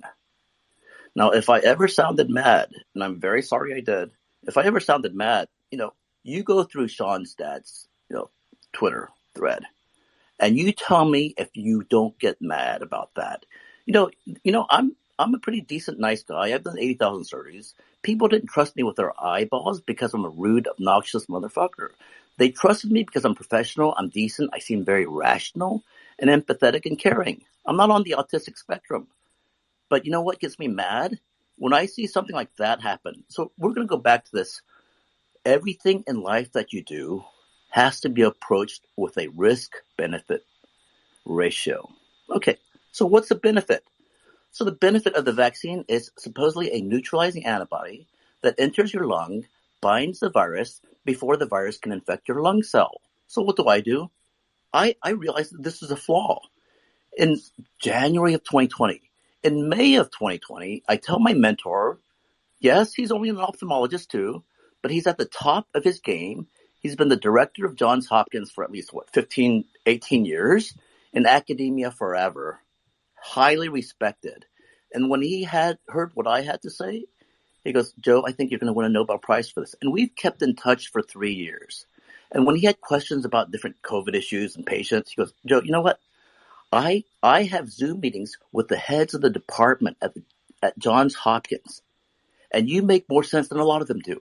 Okay, so we've kept in touch nonstop. He thought throughout this whole campaign, he thought, oh my God, Joe, I think they might try to put you in prison now. And if they do, I'll fly out from Baltimore and bail you out because your daughter. Why, Joseph? Why? Why would you think that? Why would he think that? The campaign against misinformation. Governor Newsom passed that 2098 bill that says that the California Medical Board can punish me if I say something negative about the COVID vaccine to my patients, which I've been doing nonstop for 2.5, 3 years. So this is the point: risk and benefit. Okay. Risk and benefit. But then, Joseph, one more question. I know you're going to continue with a lot more to say, but why do most scientists believe that the vaccine, the benefits of the vaccine outweigh the risks? Okay, have they heard what I have to say? No, because I was silenced. Everywhere I went, I was canceled nonstop. So have they heard what I have to say? Because if they hear what I have to say, they'll say, maybe he's right. No matter. No one has to agree with me. The only conclusion when they hear what I have to say is, we know a lot less about this than we think we do, and we should go back to the lab, research that bench. We should not inject this into children. That's the only conclusion. So this is what I told Fauci. I said, look, the lung is an airspace. Our body is 7% water. Our lungs don't fill up with fluid because it's surrounded by a blood-lung barrier. Google it. Blood-lung barrier is not a phrase I invented. You can find millions of Google hits. There's thousands of papers on it. The blood-lung barrier can stop water from crossing the lung barrier into our lung, which is why our lung stays dry. Water molecules have a size, 18 Daltons. They are tiny. COVID antibody molecules are made outside of the lung. They're 145,000 Daltons in size. They are gargantuan, and they cannot cross the lung barrier. There isn't a single peer-reviewed paper on Earth that describes an active transport mechanism that can ferry these gargantuan molecules across the lung barrier into the lung airspace, which is where COVID is infecting cells. Okay, Now, before I continue, Joseph, the reason I interrupt you because you're going to be speaking for a while. You're one of our key speakers today. Lisa, I saw you put a love heart while Joseph was speaking. What did you exactly agree with? Because I thought you'd be disagreeing more with Joseph than agreeing. Or was that by accident? Lisa?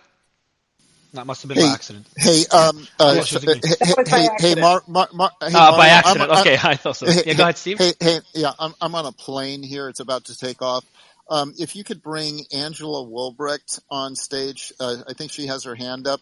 She can tell you what's happening at UCSF, and she can tell you what's happening on the ground in front of your eyes. And, Eugene talks about these large... I have to leave 2 minutes, Steve. Yeah, So let's finish. I'll bring up Angela. I'll bring up Angela. But let me just make this final point here, which is Eugene said that he trusts the peer-reviewed literature and these large studies. But you see, the journals have been corrupted because anything that's anti-vaccine just doesn't get published. You need to be a scientist. Have you ever heard me, Steve? Have you ever heard me? Steve, yeah, hold on, Steve. He'll jump up. Joseph, you'll be getting the mic for a while, Joseph. So Steve, I'll let you final point, please. Hey, Joseph, I will be calling you. I got your DM. Sorry, I haven't called you. Science is...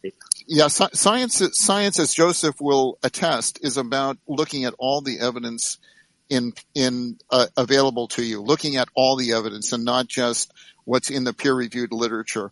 And as a doctor, you need to look at all the evidence. And Angela, when she gets on, will tell you all the evidence in plain sight. Where these things, I have to go in 10 minutes too. Oh, yeah, okay. So the point is that I have to go in 10 minutes too, please. Yeah, he's finishing it off. Go ahead, Steve. I'm finishing it off. Okay, so please stop interrupting me. Okay. So the point is that you interrupted me to land. Steve, you'll continue. You'll continue speaking. I promise. Right after Steve, the mic is yours. Yeah, go ahead, Steve. Finish your point. Sorry, Steve.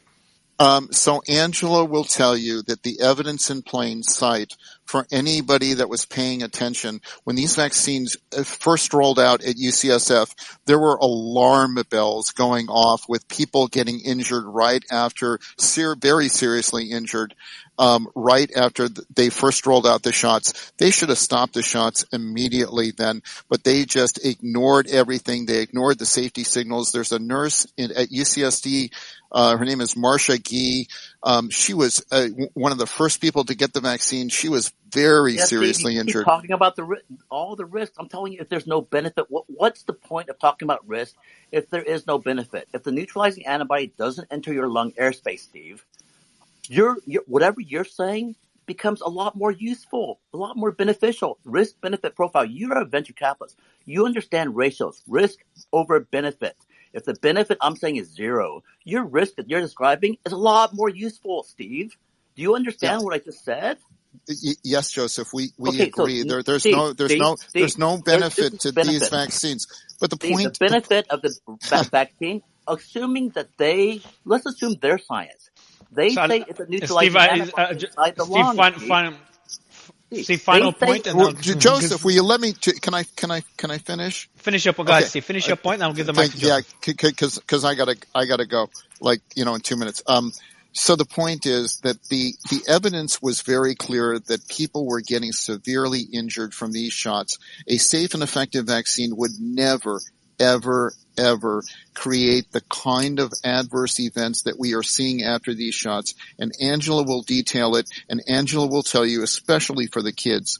The kids they never saw any kids for cardiac issues before the vaccines rolled out. As soon as the vaccines rolled out, Steve, that's why science is about a hypothesis. So if you let me finish, I'll explain the hypothesis. I'll appreciate it. So Steve, thank you so much for joining. I appreciate you. Okay, thanks. Steve, can you send me through can you DM me the lady you recommended? Yeah, I will. Can you DM me her username? Thank you so much. Thanks, we'll do. Thanks, bye. Thanks a lot. Thanks, Steve. Joseph. Nelson. Mario. Go ahead. Look, the guy is talking about his risk. I am giving him superpowers because of risk divided by benefit. If the benefit is zero, and I can prove it based on the science that they accept, they say that the vaccine creates a neutralizing antibody that binds the virus before the virus can infect the lung cell. And if that antibody can't enter the lung area, can't pass the lung barrier, then whatever Steve is saying becomes a superpower. But what you're saying, so Joseph, I got nothing but love for you, as you know, but what you're saying is even people that have significant concerns that have been very outspoken against the vaccines don't go all the way and say that the vaccine has zero benefits. So, No, see, because Mario, when I talked about the replication crisis, half the data in research can be replicated and half cannot. See, this data with their vaccine, it can be replicated, but not for the reason that they think. And that's why it's important. Because when I sent Fauci that information, I said, look, Fauci, your neutralizing antibody that you think is the reason why there's less problems, because the antibody, it binds the virus before the virus can infect a lung cell. But in order for that to happen, it has to cross the lung barrier, and this lung barrier can stop water molecules, if they're Diet Cokes, antibody molecules, or small cars. Now tell me how it can cross. It can't. So if there is no benefit, then Steve's points become really big, and we don't have to worry about this stuff. And Joe, how does our body fight the influenza virus? And do you believe in the flu vaccine? No, I don't, Eugene, because look, this is, when I discovered this, Eugene, this is what I realized. I never even thought about the flu vaccine either.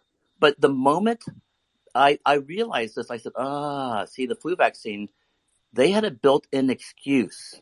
Their excuse was, you give the vaccine, it doesn't work so well. They can always say, people, the variant changed on us this year. They had a built-in excuse. Now, let me explain what I said to Fauci, Eugene. I appreciate your tone, but in February 2021, after I explained to Dr. Fauci and Dr. Belling, your neutralizing antibody can't get into the lung, Dr. Belling responded to me and said, but Dr. Lee, our data looks really good. And she said, and it can cross by transmutation. And she referenced a 1985 article by Wagner that says it's less than 1%.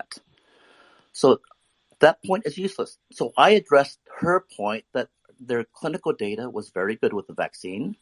I said in a 73-page letter, February 2021, with a U.S. copyright, I said, Dr. Belling, I agree with you. You got good data. I'm not a conspiracy theorist. You got good data. But you're trying to explain that good data with a neutralizing antibody in the lung. And I'm going to explain to you that that's not possible because of the blood-lung barrier, and you don't have any proof that it can get across. So Joe, do you know what a T cell is? Eugene, let me explain. What is a T cell? No, is there only antibodies? Eugene, stop, Eugene. Start, Eugene, or I'm going to start calling you names. Okay. Well, it wouldn't hurt to have a little bit of back and forth just so we can understand it a little bit better. The main point, and then he can try.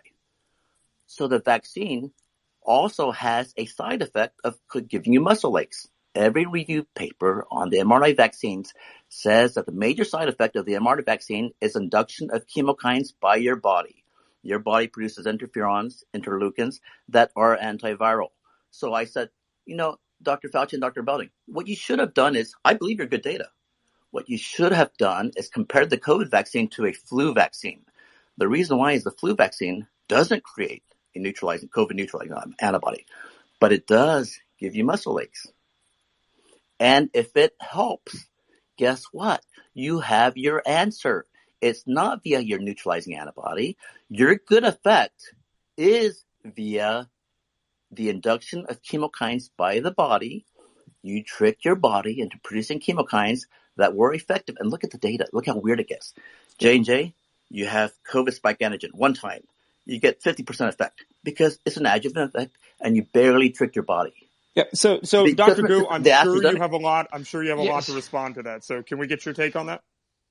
Yeah, definitely. So why don't we just explain to the audience the science behind adaptive immunity so that everyone No, I think that's I really Dr. Lee, can we get Dr. Gu's response, and then we'll go back to you after that. We'll let you respond. Thanks, Nick. So there's two pathways in the adaptive immune system. One is called a Th1 response. The other is called a Th2 response.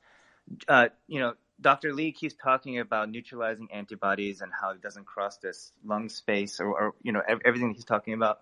I do want to mention, how these COVID vaccines work so that everyone can understand from a layperson's point of view, what Joe is talking about. So when the messenger RNA and the lipid nanoparticle goes into the cell, basically it programs the cell's own machinery. Mario, Wait, Dr. Lee, 1 minute. I'm leaving the space. Go ahead. No, So you know what? what's the concern you have, Joseph? What's the concern with what Eugene is saying now that you have? Because he's going to review the whole thing, and this is my point.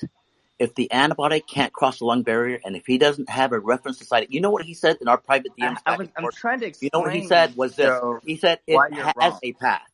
Eugene, you But don't get to before I say have a it chance has to, a path. You have to cite a reference. You don't have one. I don't have to cite the reference. You know why? Because I'm saying it doesn't have a path. I can't have no, a you're trying citation to for something that bamboozle doesn't have it. people with scientific, like pseudo-scientific, like information It's not that's through the not scientific. correct. Eugene, you said it has a path. And Did you I'm or did trying you to not say explain it to has a people path? in a very What's personable the? Eugene, Let's you go way. through. said the antibody has So a guys, I have an path, idea. Eugene. I have an idea. Joseph, I have an idea. So You what's said the it has a pseudo? path. Provide the reference, So Eugene. Where I'm is that trying to reference? explain exactly to everybody No. here who Don't doesn't explain even the have whole a adaptive scientific immunity background thing. We're not high school what you're students, you talking idiot. about and why it's Where wrong. is the reference, Eugene? If you don't So have one, you're promoting a vaccine that can kill how do you people know I without a don't have one if benefit, I can't Eugene. open my mouth? You don't have one. You had plenty of time to explain that to me. Where No, is because that you keep reference? interrupting me, Joe. All you said is it has a path. I don't want to Like hear anything else but that reference. Guys, like, you're Anything not else, letting the Eugene? way anybody that you like to talk. argue and win arguments is like preventing.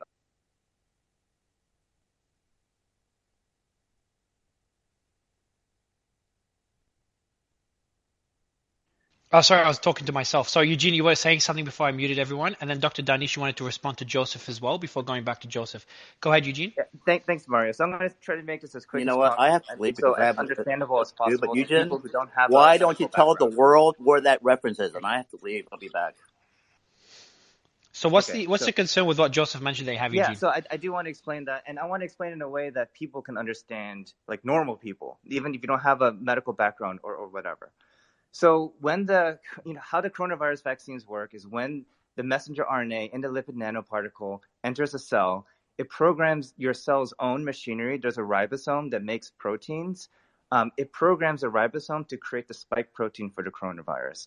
That spike protein then gets expressed on that cell's surface. So let's say they inject it into your arm and it goes into your muscle cell. That muscle cell will express the spike protein on its surface on a molecule that we call the MHC class 1. It's, you can ignore that name, but it's there on the surface of the cell. And then antigen presenting cells can recognize that spike protein. There are T cells that recognize that spike protein. And then there are two ways in which the adaptive immune system can fight the coronavirus when it affects the alveolar epithelial cells in your lungs. One is there are antibodies that float around, and they can attach to the coronavirus when it invades your cells or it goes into the blood. But the other way is when the T cell, there is something called the CD8 positive cytotoxic T cells.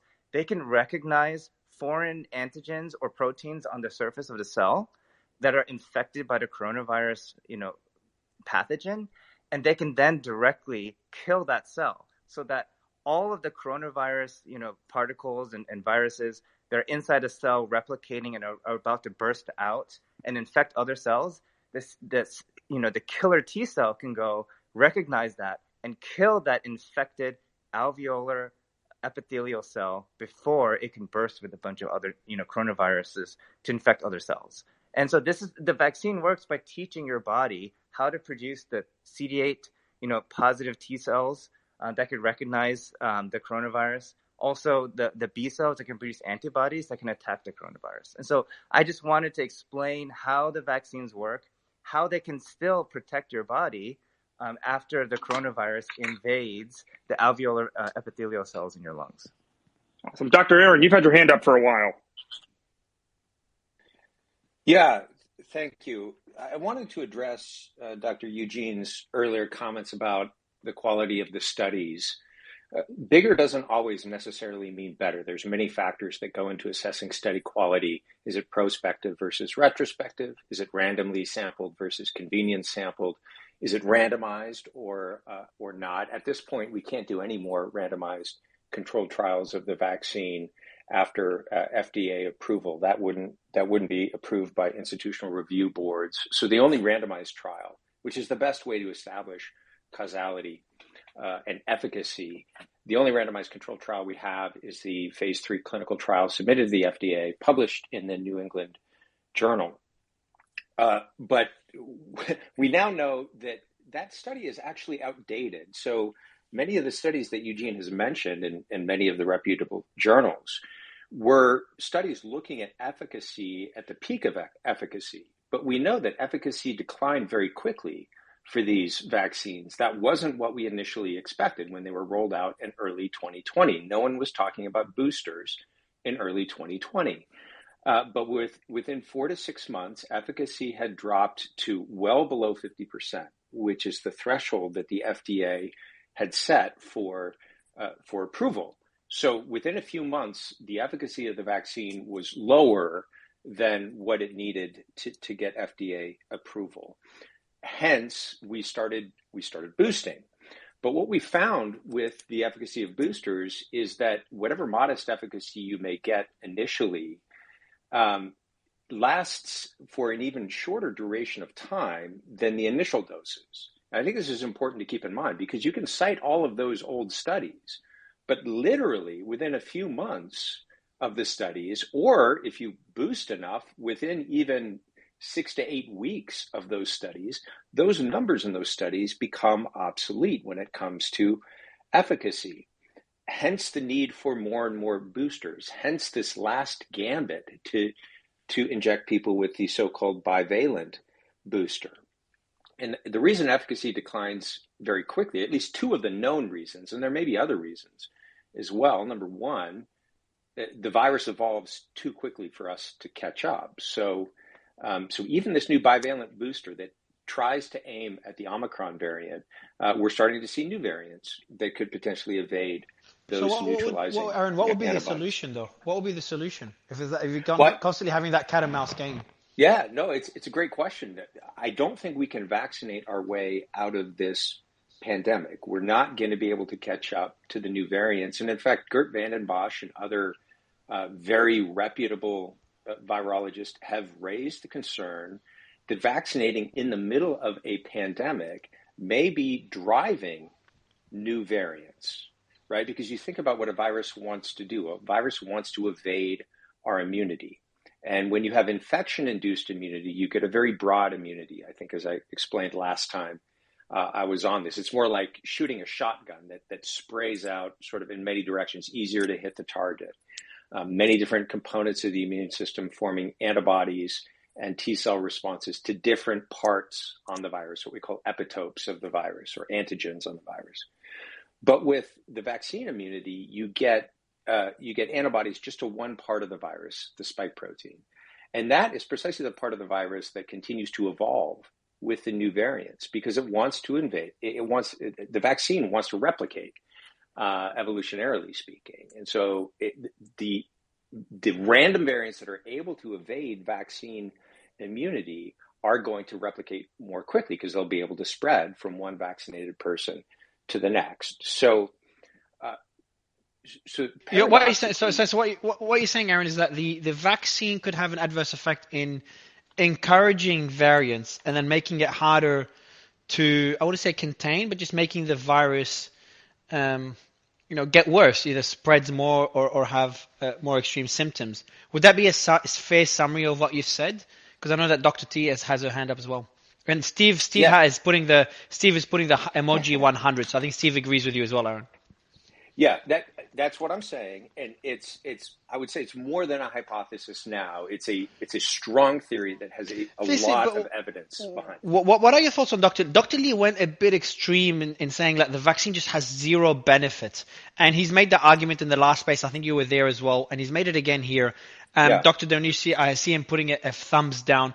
I wish Dr. Lee's here to respond, and I've just sent him an invite again. But I would love your take on it anyway, and hopefully he's listening. So I'm trying to take the evidence that the vaccine advocates are presenting and take it at least at face value for the sake of having a meaningful argument and debate here. I do have concerns at this point that the efficacy or benefits of the vaccines are so modest as to be negligible. And there is also a fair amount of evidence now that in highly vaccinated places and in people that have been boosted too many times, you can actually get negative vaccine efficacy, meaning people are more likely to get infected with COVID, paradoxically, if they've had more vaccines, and if a sufficient period of time has elapsed between their last vaccination and the present time to allow for that initial bump in efficacy to more or less wear off. And there's a couple of mechanisms that can account for that fact. I don't know if we want to get down into the weeds, something called antigenic imprinting, and I think another phenomenon. it will get complex. I just quickly, Nick, I want to go to Dr. Danish, because Dr. Danish DM'd me about the first point you were making, Aaron. And that's an important point for anyone listening. Like, does the vaccine encourage other variants to spread? Would love your take on this point, Dr. Danish. Yeah, so just wanted to, can you guys hear me? Your mic is a bit, not sure if you can fix it. Your mic is a bit echoey, so maybe if you get it closer to your mouth, or maybe stop using the headset, that could help. Yeah, is that better? Much better. Yeah, thank you. Yeah, so the article that I sent you, Mario, that I DM'd you is from Science. Pretty decent argument. I think it's a fair question, Aaron. I'm not saying that's not a fair question. In fact, it was a question that we had in the beginning, right? Around, look, if the vaccines affecting coronavirus evolution are affecting coronavirus's actual evolution through selection, it's not a ridiculous question, but we have to understand how viral evolution actually works, right? So, if you want to induce resistant variations to any sort of antiviral or, any type of drug in that sense, you would actually give them, there's one big thing that matters, which is you give them a not adequate amount, right? And you keep long-term exposure, neither of which occurred with the vaccine. And that was the crux of this article. I think it's an argument. We don't have actual epidemiological data to prove one way or the other. But that was the counter argument, Aaron, to the idea that these vaccines could spur or lead to evolution. And Dr. Danish, another question for you. I don't know if you heard all the studies that were mentioned earlier, but there are studies, supporting both arguments that are being made. And then we had an argument before on which study is more credible and should we trust. With so many studies with conflicting results,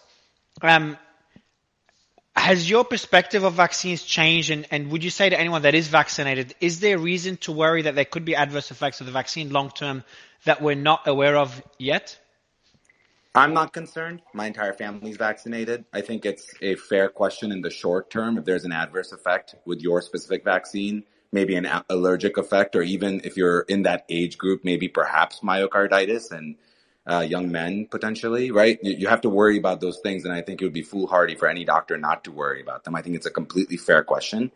The conflicting studies actually are different levels of evidence. I'm just going to say what I think. And then, I think the level of evidence actually does matter. So I heard Aaron say earlier, well, smaller studies don't matter. Well, you're right. What matters, I actually agree with you 100%. I actually don't care if a study is in JAMA or in something else, but I do want to be able to see the level of evidence. And levels of evidence range from systematic reviews and meta-analyses of high quality studies. That second part is kind of more important than the first, right? So you can do a meta-analysis of crappy studies. And meta-analysis, just for people that don't know, is a fancy way of saying you take a bunch of different studies, take their populations, and then evaluate them as a totality. And there's a lot of different tricks that we use. There's a very good protocols to be able to do that effectively. But if, garbage in, garbage out, you take crappy studies and put them together, you get crappy data. So ultimately, they have to be meta-analyses of high quality studies. That's the highest level of evidence. And then, randomized control trials, double-blinded, and all of the other ways that we remove bias is critical. So to try to act like a small retrospective study that is done in a biased sample is equivalent to a large randomized double-blind control trial, and then, additional data that we have now on the vaccines, I think it's just not the right approach. Are we concerned about the vaccines? Sure. I'm always concerned about any drug you give to any of our patients. I think that would be, again, a bad doctor believes in the narrative. But ultimately, we have to also look at the evidence. If there's high quality evidence that speaks otherwise, happy to learn more about it. But every evidence that's been shown for early treatment, for example, Certain early treatments work incredibly well, and they're actually not the ones that people thought they were going to be. Fluvoxamine, metformin. There's other ones that are working really, really well, and we should use them in clinical care. And so, this is the stuff that I think forget about the zealots and the religious nature of all of this. We just have to look at the evidence and do the right thing for our patients. I've got one There, question for all panelists before I go. I've got a few questions for Eric. Eric, appreciate you joining the panel again. Good to have you. The question I had prepped for all panelists is a point that was mentioned by, I think it was Steve. If a study was funded by Pfizer, would that bring more questions and could that hurt its credibility? Yes, I think yes, absolutely. I think that, if you have funding from a source that stands to gain, that very much creates, it casts doubt on So what the results and findings may be. Eugene, that's the study you referenced, the Israeli study. Would you agree with? I think you mentioned as well, like it's a valid question. That's what he called it, Eugene. But would still be credible enough for you to reference, correct? So, I think that any study that's funded by any kind of entity that stands to benefit from the results of the study, that's a legitimate question to ask. And that's always a legitimate question. So, that's all I would have to say on that. It doesn't completely invalidate the large studies, but if anyone has any, debate about conflict of interest, how pharmaceutical companies, biotechnology companies fund the very studies that they stand to benefit from, I think that's a legitimate question. Eric, I want to go to you with so go ahead. Yeah, Mario, this also complicates the levels of evidence kind of hierarchy that Dr. Dan was mentioning earlier, because the only studies, the only entities capable of funding randomized controlled prospective trials, which are supposedly the gold standard of research, are pharmaceutical companies, or occasionally the NIH will fund these trials. Looking at old generic drugs. So that could lead to a pretty serious conflict of interest industry-wide beyond COVID. That leads to a problem, and that also explains why a lot of the push for what's been called evidence-based medicine, which who could disagree with practicing evidence-based medicine, but the framing of evidence-based medicine has often been done by entities funded by pharmaceutical companies. In order to say, look, randomized controlled trials are the only thing that doctors should look at, or, in the absence of that, you can't draw any conclusions. That's really problematic. And it's especially problematic for these vaccines now, because we're never going to get another randomized controlled trial. There's questions about that phase 3 trial based on whistleblowers. Brooke Jackson in the United States, a guy named Augusto Rue, who is a Supreme Court lawyer who works in the Supreme Court in Argentina, and Argentina was the largest clinical trials site for the Pfizer vaccine. They do a lot of studies down there because they have a lax regulatory scheme in that country for clinical trials. And so we're not going to get another randomized controlled trial. And the whole question of efficacy is really complicated by the fact that most people have had COVID now. And so you get all kinds of people being put in simplistic vaccinated versus unvaccinated categories. And it's not clear, did they have COVID before or after they got vaccinated, before or after they got boosted? All of those factors can likely change our immune response and our level of immunity to new variants. So it seems getting more studies over time is the best way for us to get answers, as we're just all very polarized. And I want to go to a question to Eric, Aaron, if you don't mind. I just want to ask Eric a quick question that I prepped. Eric, I've done a few of these spaces, and they seem to still be the most demanded spaces almost every day. Why? What led to such a polarization? And then what's your stance on the topic? What's your stance on the vaccines? Are you vaccinated? Sure. Thanks for having me up. I am vaccinated, assuming it's even a vaccine. I think that, of course, the issue is that we don't understand what just happened. And one of the things that I would say is that some of us were worried about public health long before COVID. I think I've gone so far as to say that I'm opposed to public health.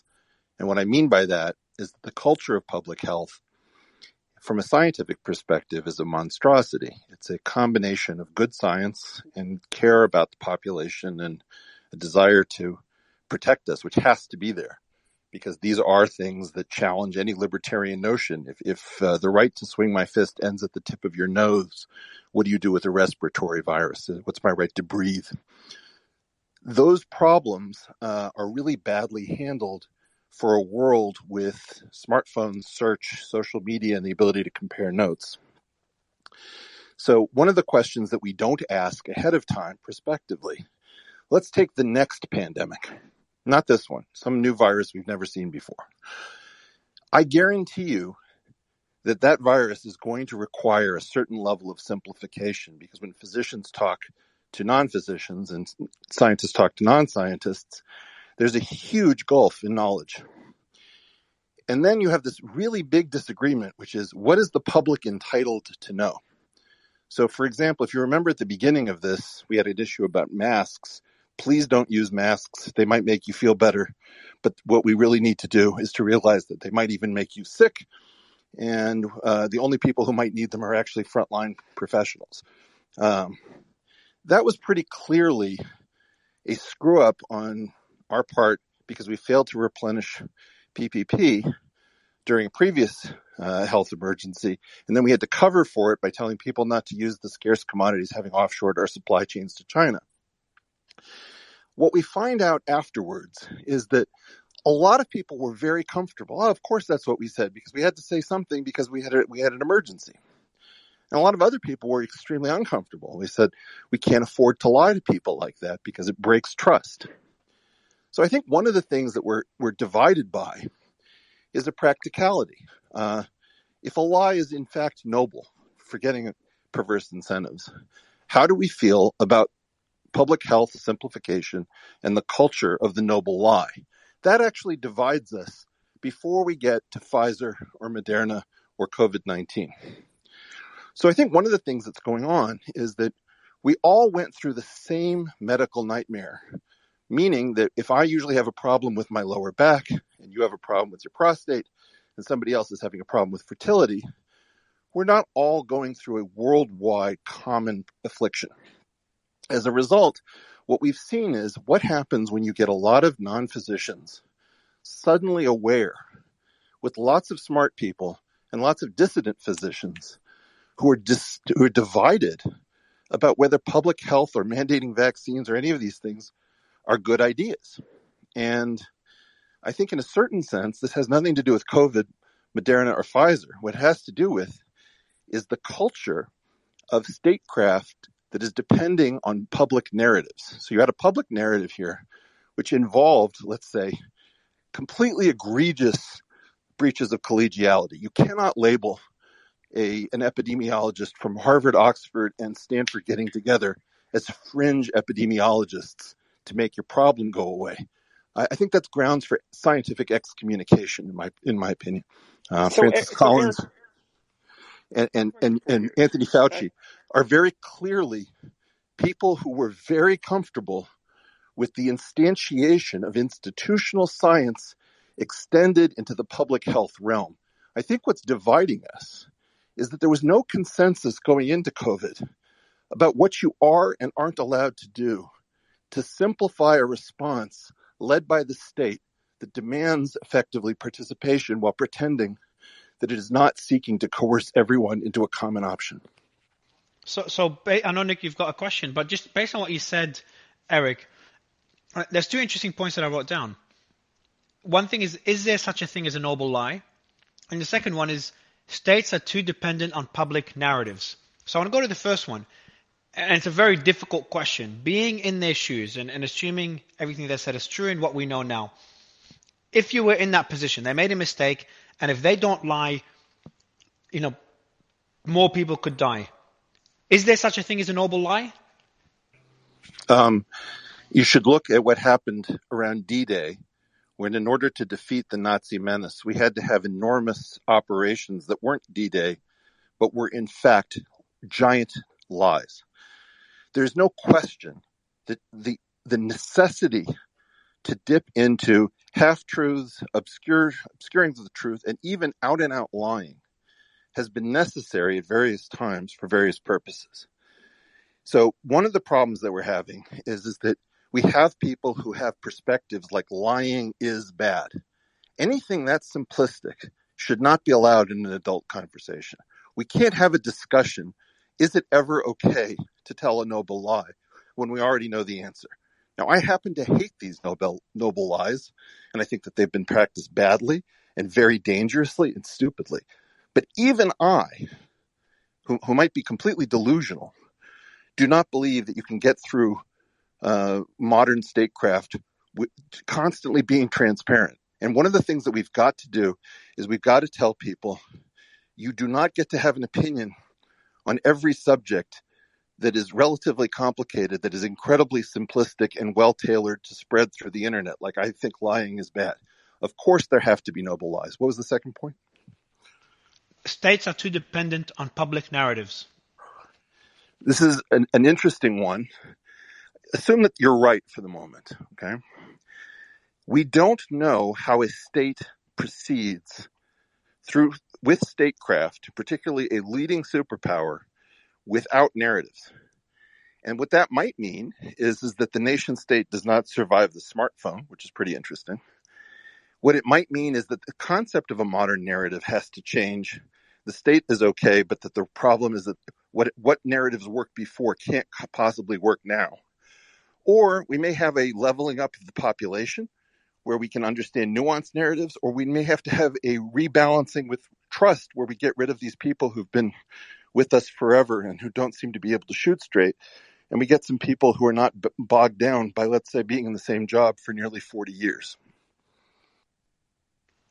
So I'm just trying to understand, with people getting all these different mixed messages, and then you get people that are very well spoken, making a point that could sound very legitimate, yet the person listening, and I'm not talking about COVID here, I'm just talking in general, the person listening is convinced. You've heard of the saying that on a table, everyone listens to the best speaker, not the scientist. So the way you articulate something will have more impact than whether that thing is true or not. So then for the audience, when we're fighting against censorship, including myself, and I think you stand on that side of the ship as well. If you're fighting against censorship, what can the audience do to differentiate between fact and misinformation? Well, first of all, the audience has to figure out that a lot of the people on stage do not know that they've been subjected to misinformation, disinformation, and now thanks to the Department of Homeland Security, my favorite, malinformation, things that are true but are bad.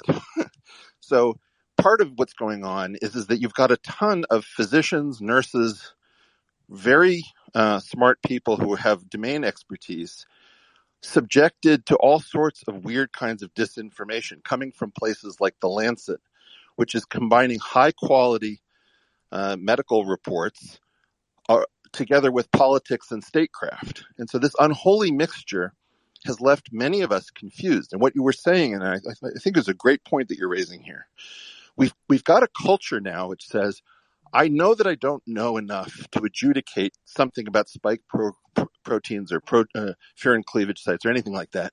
I just want to hear the two leading people go to war in front of me, because the one thing I do know how to do is to detect changes in tone, if I was watching it visually, body posture, who averts their gaze.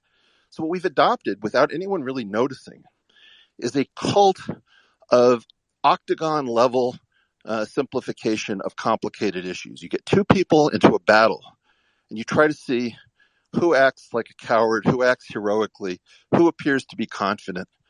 And that's part of the problem, is that there's some people who can act confident when they're lying through their teeth and losing. So now you have this extra weird thing, which is the public now knows that it can't trust even Nature or The Lancet. So what it's gone to is it's gone to a coliseum. Let's put people who hate each other, who don't agree with each other, have them yell at each other, and then let's try to use indirect cues from what we're hearing to detect who we think is probably most right and most on our side.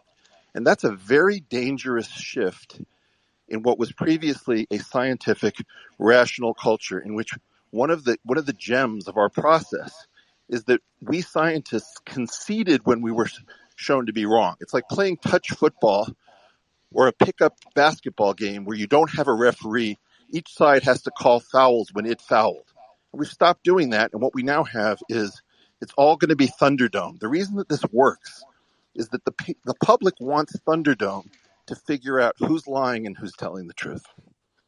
So that you kind of lead to another point, and these are selfish questions from my end. Is even me, I'm at a predicament now where it's a fight between education and entertainment, because what I've seen is not only on Twitter Spaces, of course, on various platforms, is that hosts or people or shows will start discussing things that will get the audience, even if they're not factually correct. They'll get the speaker that speaks that has the best tonality or that is the most entertaining, even though the information they are sharing is just inaccurate.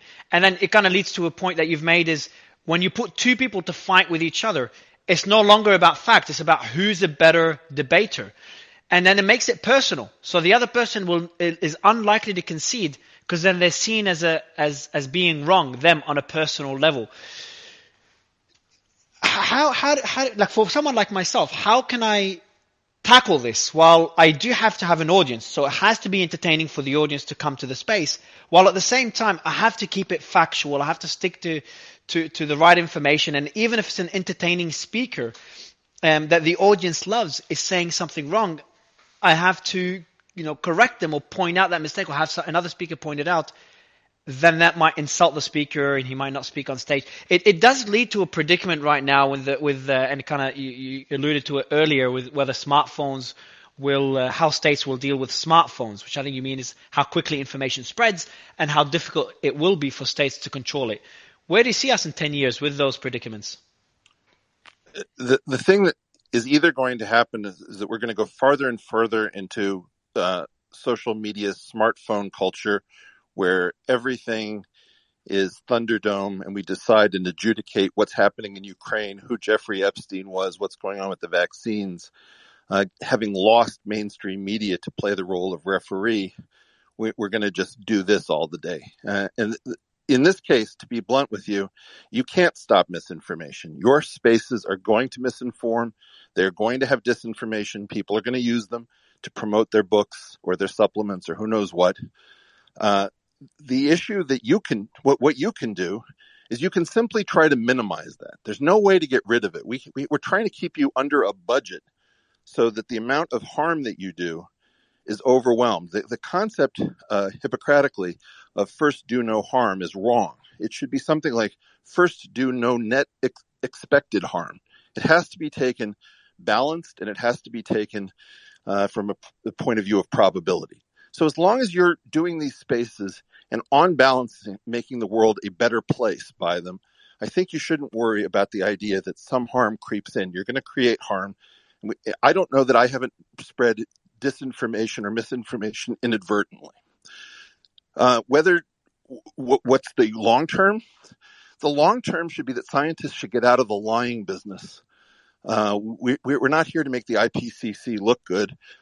Almost certainly we're affecting the climate of the earth, and almost certainly we're also exaggerating the science and the clarity with which we say that we know what's going on. And I think that this concept of exaggerated clarity, or any of these kind of workaround programs, like if you have an EUA and you want to trigger it, but you have something that might be therapeutic, the person in Washington, D.C., as opposed to Cambridge, England, or Cambridge, Massachusetts, says, okay, make sure that there's no trace of a possible therapeutic, otherwise we can't use an EUA. The scientist says, well, wait a minute, you can't go backwards and decide that there is no therapeutic. You have to go forwards and say whether there are possible potential therapeutics, and then you take the consequences and change the law if you want to. So the conflict between those two cultures would be much better elucidated. And what you should be doing, in my opinion, I don't mean to tell you your business, is hold a space on something like noble lies in general. Because one of the most frustrating things many of us encounter is that we spend all of our time trying to prove that we're being lied to. When we finally get the proof, the institutions say, of course we were lying because we had a problem. We didn't have enough masks. You're thinking, so wait a minute. We wasted 6 months arguing about whether you were lying. You knew you were lying, and you just think it's fine, and you think the rest of us are idiots for bringing this up as a trust or credibility problem. I think it's much more important to ask journalists, what do you perceive your obligations are within journalism? To ask journal editors, what do you think you're allowed to do when Peter Daszak and Anthony Fauci tell you that we have to synonymize the Wuhan Institute of Virology hypothesis with racism? I think it's much more important to understand that the culture of institutions contains provisions for lying and misleading from a position of authority because of a belief that there is an elite class that is entitled to pursue the public good above the heads of the benighted people who happen to have passports and live in a particular country. It's very important for us to gain clarity about exactly what do you think your rights are to spread mis- and disinformation. Or, for example, detail men in the pharmaceutical industry. Why is it that we find out late in the game how pharmacies get doctors to prescribe drugs? Would we feel comfortable if we understood what our physician was subjected to economically?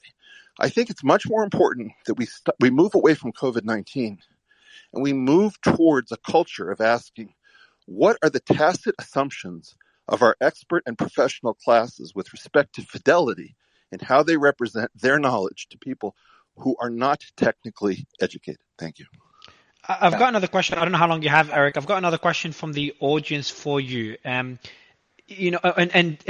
Bet-David, who's been on stage a few times, he said one thing in an interview. He said, I'm not a doctor. I don't understand all these different terms being used, but there's one thing I noticed is that whenever I ask someone, a doctor that supports the vaccines to come on my show, they refused. I've even offered to pay them $10,000, $100,000, yet people that oppose vaccines, they were coming to me and wanting to speak. And that was a big warning sign for me. Is that a fair conclusion that doctors that support vaccines, them not speaking out means they have something to hide, versus doctors that have concerns with the vaccines being a lot more open? And we have the same thing here on the space. Any doctors that has concerns with the vaccine, it's a lot easier to get them to come speak. Any doctors that support the vaccine, it's very hard to get them to come and debate the other side. It's completely unfair. Here you'll hear a rare thing, Eric standing up for the establishment. But if I have to say, look, doctors have to be allowed to lie, people are going to freak out because the idea is lying is bad. So if I have to say as a physician, which I'm not, doctors have to be allowed to color the truth, to guide that there's a reason for expert representation. That's going to come across as high-handed. I'm going to be told that I'm an elitist. I'm going to be told that I'm part of the problem. That's not a fair burden. Anybody who says that lying is just bad, for example, needs to be thrown off stage because it's just not true. It's obviously not true. The problem is, I do believe that many of the people who are supporting the establishment line are establishing they're supporting a very bad narrative. This wasn't just a narrative that wasn't exactly true. It was a narrative that was threadbare. It was transparent, and it exploded under any kind of scrutiny, which doesn't tell us really a lot about whether the vaccines were on balance good, bad, whether they were vaccines, whether this originated at the Institute or not. So my feeling about it is the populist thing is going to favor heterodoxy. And the expert institutional community has good reasons for avoiding you, which is that they have to say real things that don't sound good in public, and bad reasons for avoiding you, which is that they're cowardly going along with a narrative which is clearly immoral, offensive, and not adult quality. I've lobbied for adult level fiction. These narratives have to be adult level.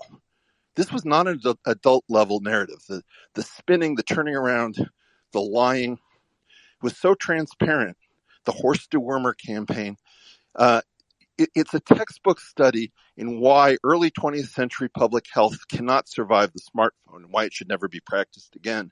And my feeling is you cannot take as evidence establishment doctors being unwilling to come on such a program. Now, you can say that if you set rules so that there wasn't an unfair populist bias, because the population is so sick of being lied to, we have an idea we're entitled to perfect truth, throw the bums out, there shouldn't be any certification. There's sort of a libertarian attempt to throw off an expert community.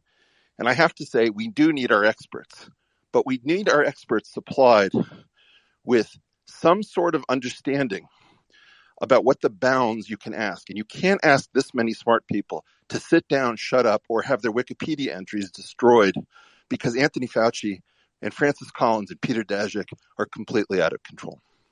So, Eric, at what point, because you said that you do believe that there are some circumstances under which, the noble lie is justified. But, under what circumstances do you think that noble lie is justified, and who gets to decide that, and what is that justification, and how do you prevent that from, falling to bad players? Because I'm sure that under these circumstances, even when what you say, these are the wrong circumstances, or those are the bad decisions and those are the good decisions, but somebody, I'm sure, thought those were good.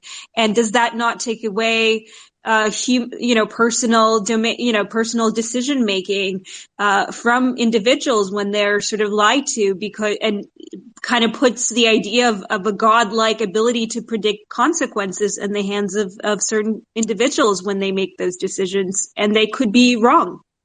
So nobody should be asking me in particular as an authority, because I don't know. What I do know is if you and I were to be invited to a space called the noble lie, when is it warranted? That would be a really interesting discussion.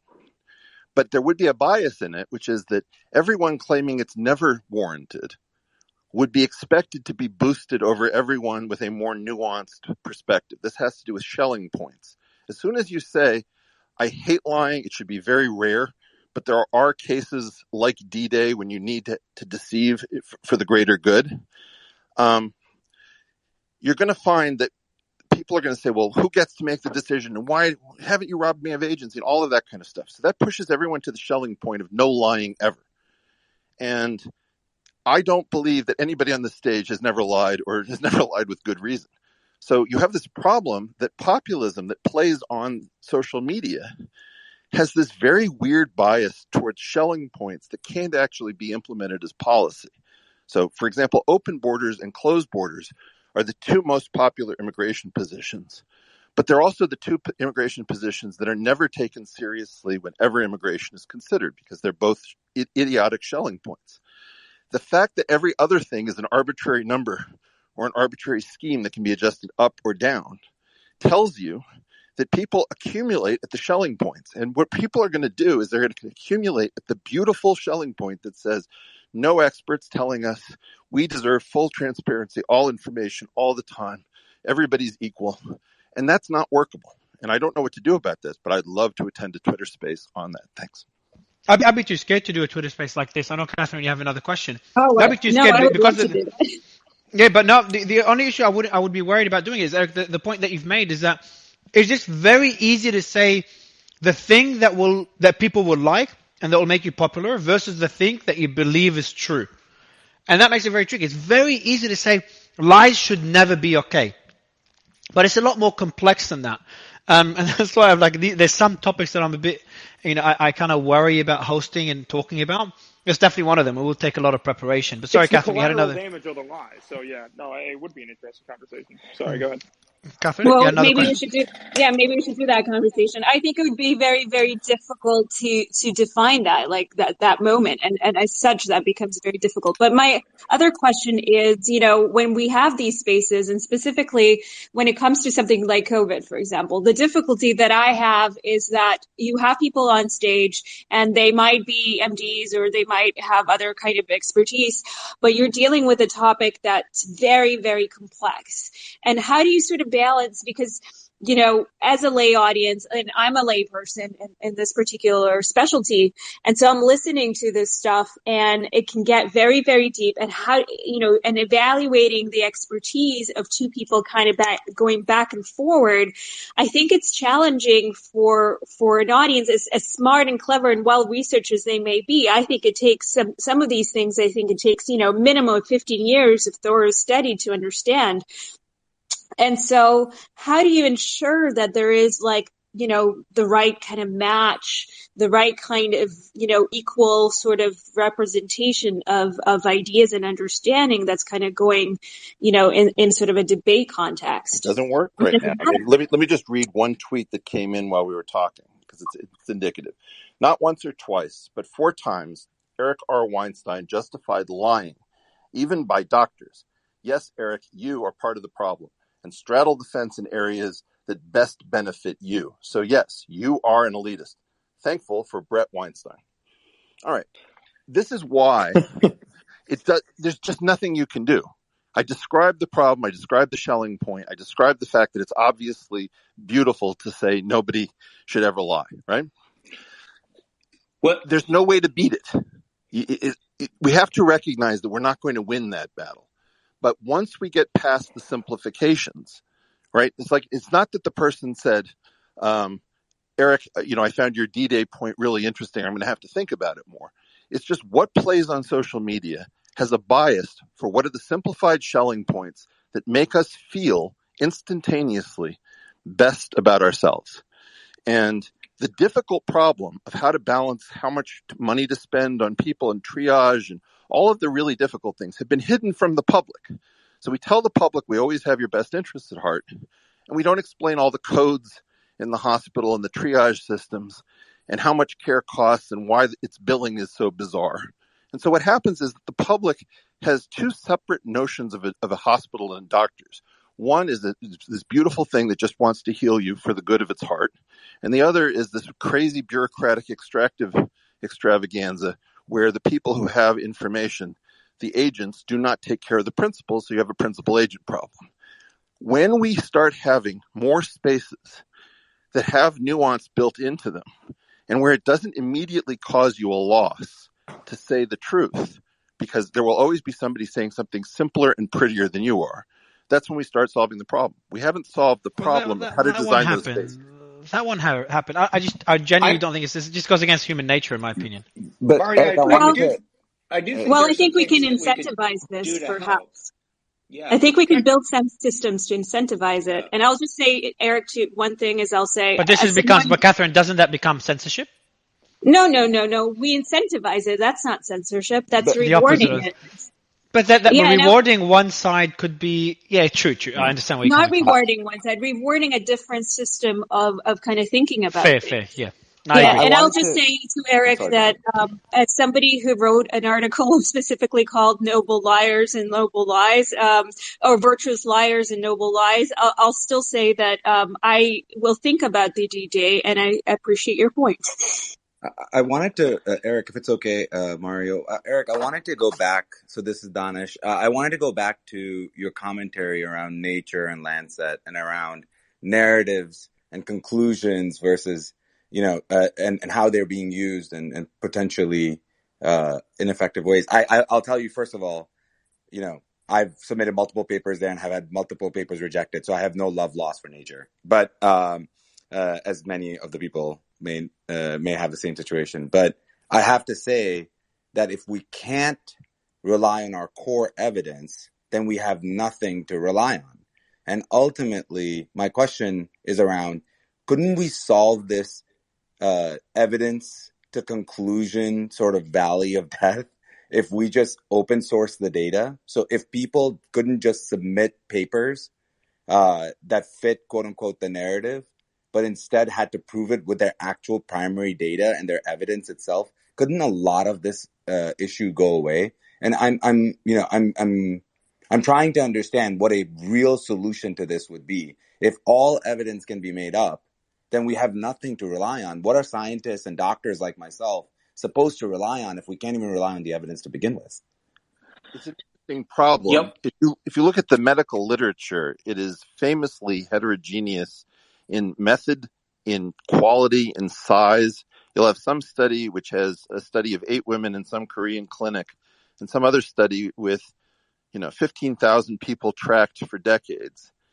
And the idea about how to weight them, integrate them, how to figure out the methods, how to pry data out of a PDF, there's so many bizarre issues that happen, particularly in medicine, that I don't know how we start dealing with very heterogeneous authors, data, and analyses, because the human body in particular is so many, tens of thousands, if not more, independent and interlocking systems, that it's very hard for us to say. You can mumble evidence-based medicine, and we do have only the scientific method, but we also have a fair amount of intuition based on theory. And I'm always really struck by how people today say, well, I'm strictly evidence-based, because they feel that theory in the hands of bad actors has led them astray.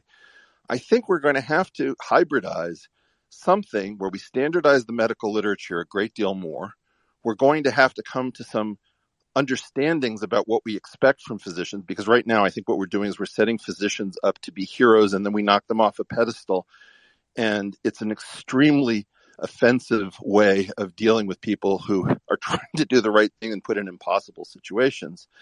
I do think we have evidence to guide us, but part of the problem is we don't have a consensus as to whether or not the most powerful people in science, in the National Academy complex and at the journals, should be in this level of control of coming up with a simple to follow narrative that is disseminated by Stephen Colbert in song and dance numbers, or featuring Ariana Grande, which I bet we're going to find out was publicly funded. We've got to actually recognize that when you tell people, please listen to Ariana Grande and Bill Gates, but don't listen to Brett Weinstein because he's not a physician, nobody knows what that means. Nobody knows how that works. And this sort of failure to recognize that people who are trying to follow the game from first principles and don't have any heterodox axe to grind are beginning to realize that there's just a grab bag of tricks that haven't needed to be justified that suddenly do, because we're now in possession of much more information. Yeah, but think about this for a second. You're talking about the heterogeneity of this issue. I mean, we've got a sphincter that has closed over time of people who are authorized, whether by implication or in actuality, to be able to validate all these different points of entry that are being attempted to get more information out, to get more science there. I mean, I think the restriction of this self-imposed, sometimes governmentally imposed in certain cases, and in other fashions, group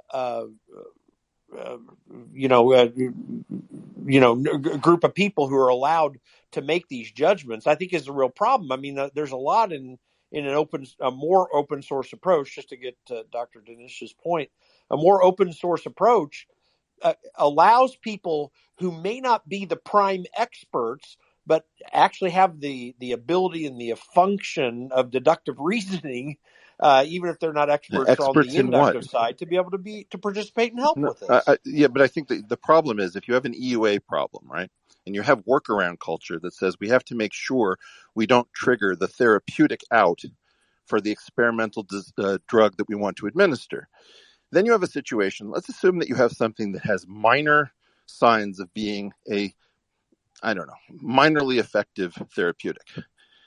Somebody who's the expert in that may be regarded by a public health expert as like, oh my God, we've got some rube wandering around Washington talking about some marginal benefit of ivermectin. And they're going to screw up the entire thing because they don't understand that unless that has no benefit, we've got to effectively shut down this whole program. The question is, expert in what?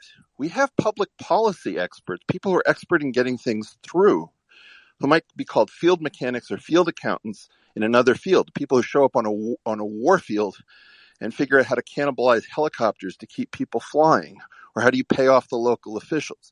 The culture of getting things done in Washington will curl your toes if you've never seen it before. So you have a scientific expert sitting, let's say, in Kendall Square at MIT, and you have somebody else who's an expert on the mall trying to round up support for something, saying we really have to drive this ivermectin thing into the ground, even if it has some possible benefit. Those two experts are not expert in the same thing, but they're fighting over exactly the same issue of a protocol. You know, your point about the politics in Washington is well taken, having spent some years running that gambit.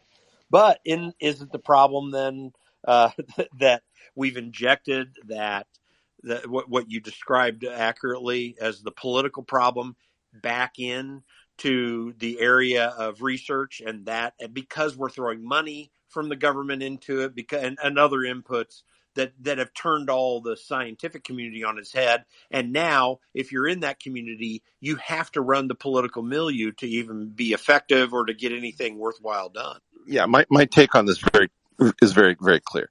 When you have to destroy Jay Bhattacharya, when you have to destroy Brett Weinstein by reputation, when you have to do all of these things to trigger your EUA, you have to understand that you've lost the portfolio that had the mandate to carry out statecraft. In other words, part of the requirements of statecraft is not destroying very smart, critical thinking people who in public take you to task for your questionable assumptions. And I think that what we should have done at some point is to recognize that the EUA thing is the problem and the Biological Weapons Convention is likely the problem. This thing with Daszak and EcoHealth is probably to do with a Biological Weapons Convention workaround. And the ivermectin thing is having to do, we have to destroy anybody who supports it so that there is nothing so we can trigger the EUA for the vaccines. I think that the right thing to do is to recognize that we have a country of adults, not mentally handicapped children. And we're going to have to be more honest, more realistic, and say things like, we're up against something. We think that ivermectin might have some small therapeutic or prophylactic benefit. It might be that we're wrong about that. It might be much larger. But we also have this history on the vaccines, which we're releasing to you. Here's our knowledge of what we were doing in Wuhan. We may have lost the portfolio to use the EcoHealth Alliance as a stalking horse in order to make sure that we have access to Chinese biological primitives. I don't know what those things are.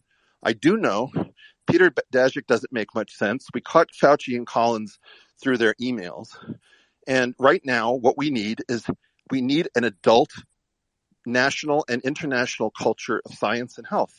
Anything less is going to lead to exactly this problem. It's time to own up to the fact that Washington works on workaround culture. Many of the things said were lies, and many of the lies have been okayed by various public health people because they believe in the idea that they are the smart and we are the ignorant, and it is their job to lead us. And it may even be true, but they can't lead us as if we're brain dead and dumb. They have to lead us as if many people in the non-medical world may have 150 IQs and be very well versed in biochemistry. You can't get away with lying at this level all the time. Hey, by the way, I know Aaron wants to talk really badly, but Yeah. I got a quick question on a subset of what you're saying. What I want to know this real quickly when it comes to ivermectin or hydroxychloroquine or whatever, the zinc, vitamin D, the whatever. And is it all that wrong to apply those methods as a doctor with a patient as an attempt to get to a solution when there isn't harm done by taking those, and the only effect is a placebo effect? Is that really all that wrong to allow that to happen? That's not what happened. What they believed was assume that you even got a benefit and that there was no harm done from ivermectin, let's say. Their belief was the harm is done because it's the harm to the EUA, not the harm to the patient from eating horse paste, as they so lovingly put it. And so what you have to understand is we're not even discussing the right object. The harm done is the harm to the EUA. And that thing is considered to be upstream of health of the population, assuming that it's our health that they're trying to maximize, which is a different question. But in any circumstance, The way a public health person thinks and the way a scientist, the way I've said it, which is offensive, but people will remember it if I make it offensive, is that public health is like the ex-spouse of a rich person who forgot to cancel a credit card. Science's ex-spouse is public health. And public health is on a shopping spree of credibility, buying everything under the sun. And scientists are sort of seeing the bill where people are saying, screw science, what does science know? Forget the universities, forget journal articles. That's the damage. So science has to cut public health off and say, you are on your own. You're not spending the science credit card anymore. And if you want to be on our credit program, you're going to have to adhere to certain conditions of alimony. Aaron? I'd like to talk about a couple of proposals that could help with that. And if we look at what happened during the pandemic, it wasn't just the noble lie. It was the public health officials and the people who were actually responsible for implementing many of our policies, whether it was lockdowns, vaccine mandates, vaccine passports. They began with a particular behavioral outcome in mind that they wanted. And it was usually an all or nothing behavioral outcome. It was everyone stay at home, or everyone wear a mask, or a needle in every arm. And then rather than taking complex and ever evolving science and trying to translate it in a way that it could be more accessible to more people, which would have been a responsible approach to public health and explaining what's going on to the average person. They said, no, we're going to begin with a particular behavioral outcome in mind, and we're only going to release data or information, or we're only going to say things or highlight things, or we're going to suppress other things that will not be conducive to that outcome. We're going to tell you what we think you need to hear in order for you not to make an informed decision, but in order for you to do what we've already predetermined we want you to do. And if you think that through carefully, that's pretty much the definition of propaganda. And the average American may not be an expert in virology or epidemiology or anything else, but they can smell when they are being manipulated in subtle and not so subtle ways. They can tell when they're being told things only in order to get them to do something. And I think what we have now is a situation in which many Americans, having been subjected to that for the better part of 2+ years, and many of those actually experiencing censorship on social media when they tried to not only just express opinions, but even ask questions. They're at a point now where their trust in both science and medicine and public health, for better or worse, has been shattered. I mean, I talked to CEOs, I talked to highly accomplished... Do you think that would have happened without social media? Do you think social media led to the questioning that we have today? That as Brett mentioned, Eric mentioned, nation states did not have the control they had prior to the smartphone? I mean, it's a great hypothetical question. I think without social media, the government could have still conducted a lot of propaganda to sway people toward a particular behavioral outcome. Yeah, but would people have questioned it, or would we have seen the same backlash as we saw today, if not for the smartphone and for social media, despite censorship? I think so, because you have to think about the rights of people that were compromised during lockdowns or school closures or vaccine mandates. I mean, people losing their jobs is a pretty big deal. And if they're not allowed to question a policy that puts them in a position where they have to choose between, a health-related decision and their job, they're going to react to that. So I think there's a couple of public policy things that we could do to make what Eric is trying to push us toward more plausible.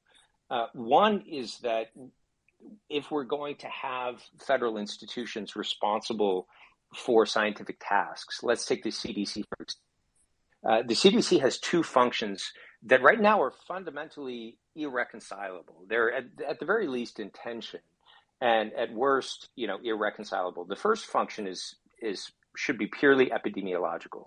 The CDC should gather and is tasked with gathering epidemiological data from all 50 states and trying to put that data in a form that makes it meaningful. Different states have different methods, so the CDC has to sort of collate those and try to create data sets that can be queried and studied. That should be done, in my view, in a way that's entirely transparent. And any qualified researcher should be able to request access to query that data. Right now, the CDC itself and their own in-house researchers are the only ones with access to most of that data. And as the New York Times revealed earlier this year, when that data started to undermine some of the CDC's recommendations or policies, rather than walking back those recommendations or reconsidering those policies, the CDC withheld much of its data on COVID cases, hospitalizations, and deaths, or it slow-walked it. And that's because that first scientific function is, I would argue, irreconcilable with its function of making public policy recommendations. The sort of public health ex-wife or spouse with a credit card running around, cashing this thing out left and right. And that second function is inescapably political. And maybe we need a federal agency that has that inescapably political function of making public health recommendations, many of which, as it happens, were immediately translated into public health mandates by both public and private institutions in this country. So that was an extremely powerful function that the CDC exercised, again, for better or worse. We need that agency to be split into two separate agencies, one whose job is only to make public health recommendations and has nothing to do with the scientific side of things, and the other, a purely epidemiological function that's done in ways that are entirely transparent and accessible to both in-house and external researchers. I think we can go through the NIH and kind of run through the same critique. The NIH controls 85% of research funding in the United States.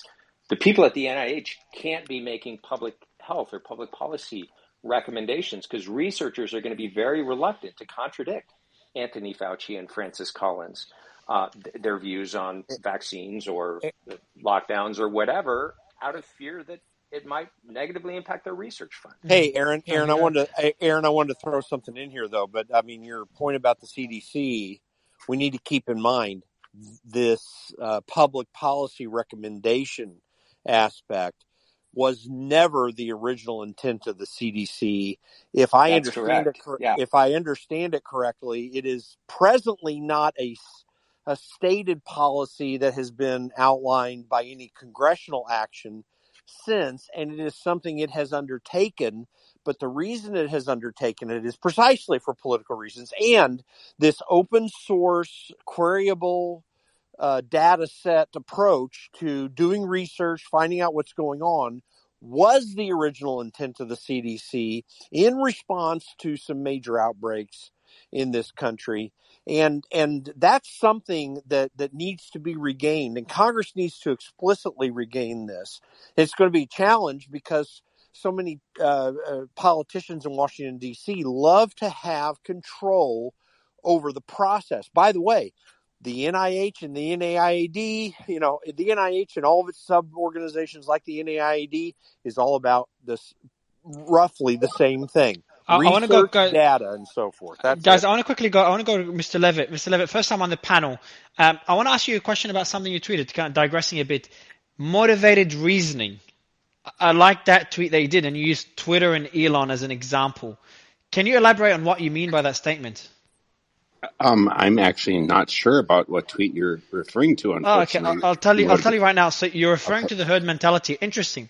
Those, quote, politically opposed to Elon and Twitter are saying Twitter is doomed, whereas those grateful for Elon and Twitter are saying Twitter will be fine.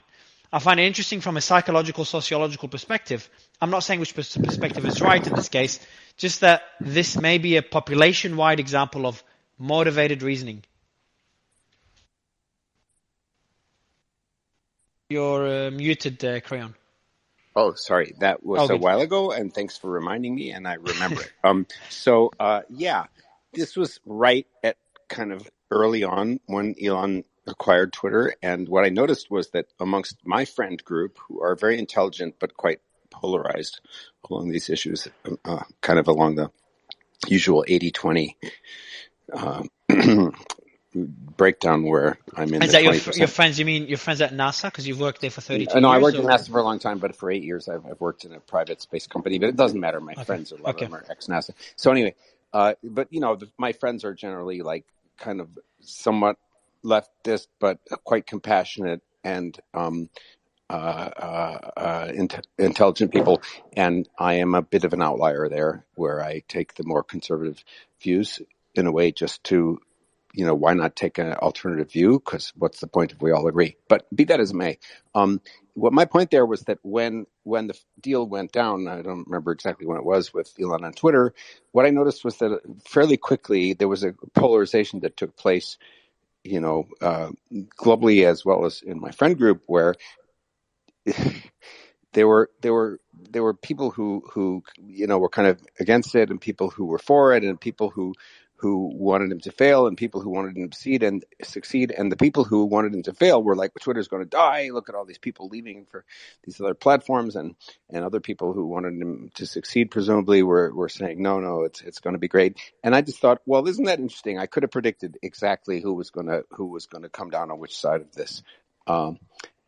I could have exactly predicted it. So that's what I meant by motivated reasoning. It's like what people already had in mind, based on their. I'm seeing it in every, like, one thing I found, and I've learned many things from doing all these spaces for the past year or a few months, is that people come into the space with an opinion without even knowing the topic, and it's generally along political ideologies, generally speaking, or certain societal values. And it applies to literally everything. I haven't had one exception yet. Whether you're talking about Jeff Epstein, and I want to cover that story. The more I research, the more I realize that it is worth discussing. Or medical matters like COVID, or just random events that might happen, whether it's within crypto, outside of crypto. Like even within crypto, when SBF got arrested, FTX collapsed. That became political. No joke. That became political. Sure. It had nothing to do with politics. Yeah, well, it's very interesting to me, A, that this happens and is so predictable, and B, like, is there anything I or we can do to sort of refine this? Because it seems to me that there's a number of possibilities, and I'm not an expert on this, for how to engage with one another, even if we have this polarization, in some cases effectively, to get past it and get to a synthesis. Do you mind if I bring up one or two other things that I just wanted to throw out there as possibilities? Yeah, because we're looking at wrapping up the space, so would love you to come up with a couple Well, maybe points. These are possibilities for another space. First of all, I've been on the internet since like the earliest days in the 1980s. And I think it was John Gilmore, who's a friend, an early internet pioneer, who said the internet interprets censorship as damage and routes around it. And I wonder to what extent that's what we're engaged in right here.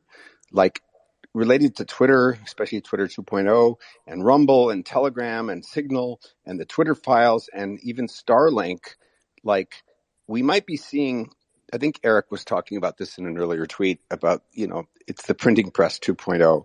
And so I think that there might be something really important going on here, as long as we can keep the internet from completely collapsing into some kind of great firewall and, kind of fascist unispeak. But I also think things could escalate.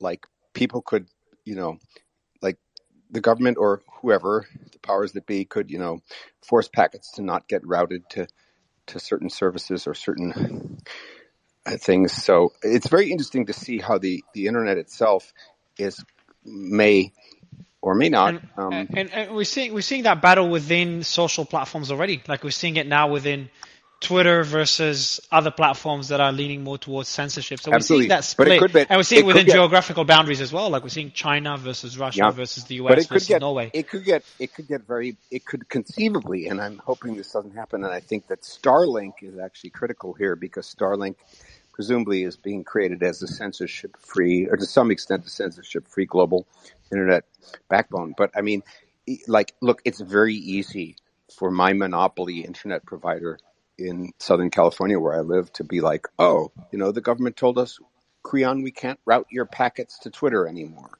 or whatever. So these things are technologically possible. So we'll see what happens and to what extent the technology arms race can route around it. And I want to mention on all this, I find an interesting thing regarding this kind of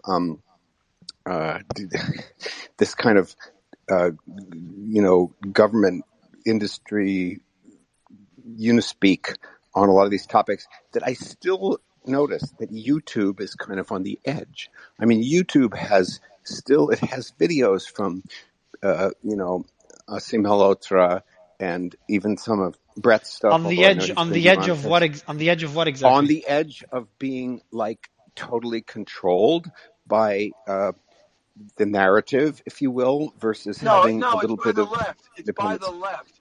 It's not both sides controlling. It's one side. It's the Democrats. No. I understand.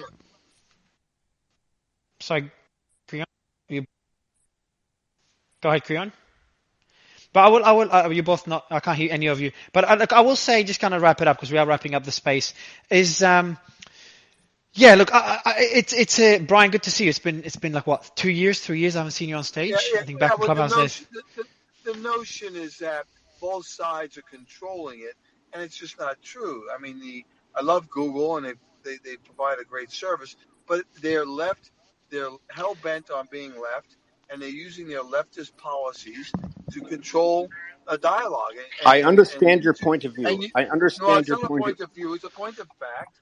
Okay, fine. I understand, and I don't disagree. I don't disagree, except to say that YouTube is still got some, counter narrative content on it. It really does. I mean, you must know this. It does. Okay, so that's just interesting. That's interesting, is all I'm saying. Sir, all I can say is it's like Fox occasionally having somebody from the left on their show, or CNN having the lowest common denominator person from the right and saying, listen, we're balanced. And it's anything but balanced. Well, I don't know if having Asim Malhotra and Brett Weinstein and people like that still on YouTube is the lowest common denominator. I think YouTube is doing a little better than that. No, in the volume of what they have, when you take the totality of what they have and what they allow, having a couple of very strong voices on an opposing side, it doesn't offset the massive amount of free flow that the other side gets. Fair enough. Agreed. So I will, because we did go over time. I appreciate Brian, Creon, would love you on stage in a future space as well. Dave, Dr. Sayed, I apologize, didn't have a chance to get to you as well. Would love you to invite you to the next space. But, conclusion from this, Nick, Eugene, thanks a lot for doing this, for debating earlier. Nick, what do you think? What's the couple of nuggets that you've learned from the space, man? What's that one thing?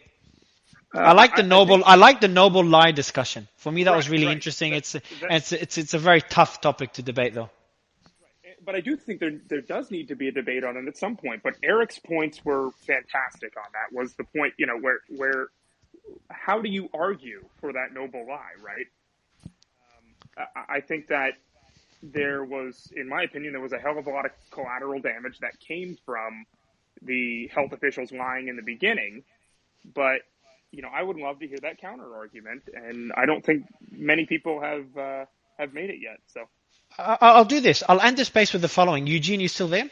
I've got one short question for you. Argument to the lie? I would love to make it quick. I'll let you. Yeah, of course. I'll let you give a counter argument. Then I've got a question for you because obviously you've been on stage a few times, a proponent of the vaccine. I want to ask you a question like, what's the one thing that concerns you the most about the vaccine, being a proponent of the vaccine and a person that is vaccinated?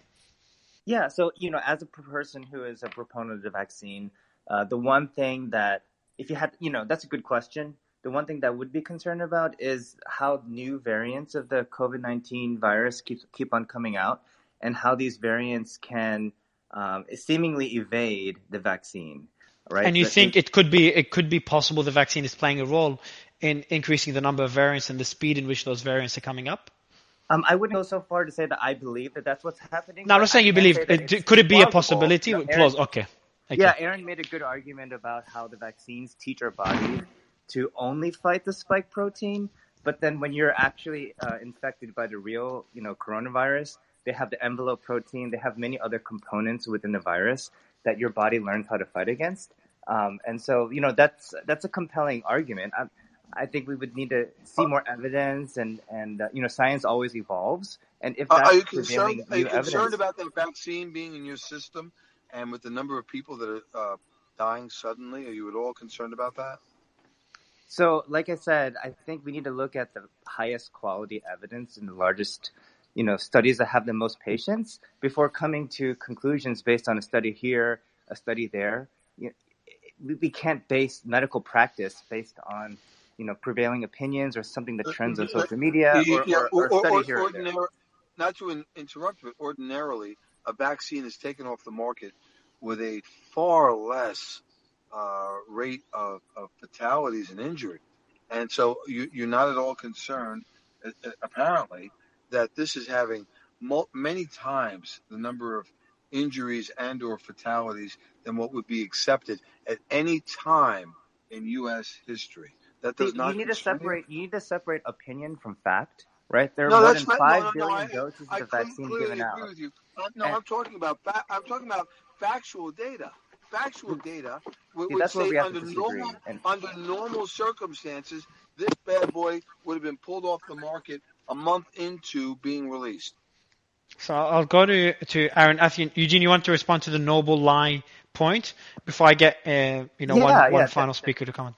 Thanks, Mario. So when Brett Weinstein was talking, or I think was it Brian or Brett Weinstein? Brett. The previous speaker? Brett. Yeah. No, Eric. Sorry, Eric. Oh, Eric. Weinstein. Sorry. So when Eric Weinstein was talking about the noble lie, I just wanted to offer a counterpoint to that. I think there was a lot of confusion in the public about the difference between an N95 mask, which does protect you from the coronavirus, versus regular surgical mask or a cloth mask, which doesn't protect you from getting Cite the your coronavirus, sources, please. but it does protect you from spreading it if you're sick, right? So there are two different kinds of masks. And during the PPE shortage, I think society wanted physicians and frontline medical workers to have access to the N95 masks so that they can protect themselves from getting sick from the coronavirus. I'll let Dr. Said, once you're done, Eugene, I'd like Dr. Said to respond as a final point. And Joanna, I know you've had your hand up for a long time as well. Before ending the space, because I know Dr. Said, we've struggled to bring you up earlier. So yeah, do you want to actually comment, Dr. Said, on Eugene's point about the masks? Because I saw you put the thumbs down. Yeah, I thought you would see that. So Eugene, somebody mentioned while you were talking, cite the data. Masks don't work. We've known this for 30 years. They just don't work. So that's a fact. And when people can't agree on facts, then how can you have a discussion? When you say masks don't work, are you talking about the N95 mask or the cloth mask? You got it. Yeah, even the N95 mask. There's no good data showing that it works for the last 30 years, especially not for COVID-19. That's an incorrect statement. Yeah, so the people who think it's incorrect, they haven't actually looked at all of the data, all right? They are they don't know what they're talking about. And if we can't bring up all the data so that everyone can look at it and agree that this is factual data, this is data that we should be looking at, then we can't have a really a valid discussion. And there's a lot of intellectual dishonesty where people are, they're responding to something that the speaker's not saying, right? They're knocking down straw man arguments. And I think it would be great if we could bring up, publish all the mask studies, maybe go through a Substack that looks at all the entire history of masking. Does it even make sense from like a physics perspective? Could it possibly work, right? So I think the data is clear, but you're cherry picking the data. And so you can say, like, based on the studies that I trust in these journals, masks work, right? And if you actually read the studies, the conclusions of the studies on masks, they don't accord with the actual data in the papers, all right? If you read the paper, you realize this paper proves the masks don't work. N95 masks have been used for a long time, not just for COVID, but for tuberculosis, for other airborne respiratory diseases. And they do offer not 100% protection, but documented protection against airborne pathogens. So, Dr. Dernish, I see you agree with Eugene, but why is it that disagreement? Why is it disagreement on such, I consider? I think there's a concern around, so this is one thing in medicine that we really struggle with, which is efficacy versus effectiveness. And I think we might be speaking past each other, and that's totally fine. It happens in medicine all the time. We do it every single day. But, in reality, are masks efficacious? So a well-fitting N95 mask on somebody, is it efficacious in reducing exposure to respiratory pathogens? I'm an ear, nose, throat doctor. I can tell you that there's enough data out there. When we're doing procedures, we wear N95 masks all the time to protect ourselves. It is a common practice. There's tons of data supporting that a well-fitting N95 masks, and sometimes But then, respirators. how could There's a Seattle lot of disagree on? qualifications in that statement, right? Well-fitting, you've been trained on it. You So don't let me finish have a my sentence. beard. I'm just going to finish my sentence real quick because it'll be helpful because it's making the point for both sides, and I think that's the point that I'm trying. This is the challenge. When people build a narrative that they've like built their entire personality around, it makes it very difficult. So I'm just going to make it very, very clear. Efficacy means it's a well-fitting mask, which means that they've been trained on it. They know how to use it, or it's a respirator. Those do reduce your exposure to respiratory pathogens. But the average person walking around is not wearing a well-fitted mask and has not been fitted for it like I was fitted for it, and like Dr. Sayed was fitted for it, or like Eugene was fit. This is like, again, we're just talking about the fact that we're doing a poor job of making something that works really well in a lab or in a clinical setting with professionals and Dr. trying Sayed to disagreed, expand Dr. it Darnish. into the whole way. Dr. Sayed disagreed. I And like I that. agree as well. Oh, perfect. There you go. I think Dr. Danish, you've kind of, so this is where the nuances kick in, where you all agreed, but it's just the way it was articulated and how the point is made. So now the point for the audience, just so we got through one point here to end the space, is that the point is that masks, correct me if I'm wrong, guys, because I might have misunderstood, but masks work if they're used correctly. Is that Respirator. And if they're replaced frequently, you have to replace the N95 very frequently. Which I would add in the basket of use correctly. Using correctly means replacing frequently, and most people don't follow this. Practically speaking, how can it actually work on a population level, right? That's my point. That's a fair point. Say that masks don't work. No offense, and again, for what we're trying to do at a population so would you say? level. So Dr. Said, would you say? So there's two solutions to it. Then there's a solution of like just say, guys, masks don't work, don't bother, or masks work, just you have to use them properly and constantly educate and maybe put in processes in place to make sure people use them properly. And this is where maybe it would be impossible to train 350 million people and then give them enough N95 to replace them.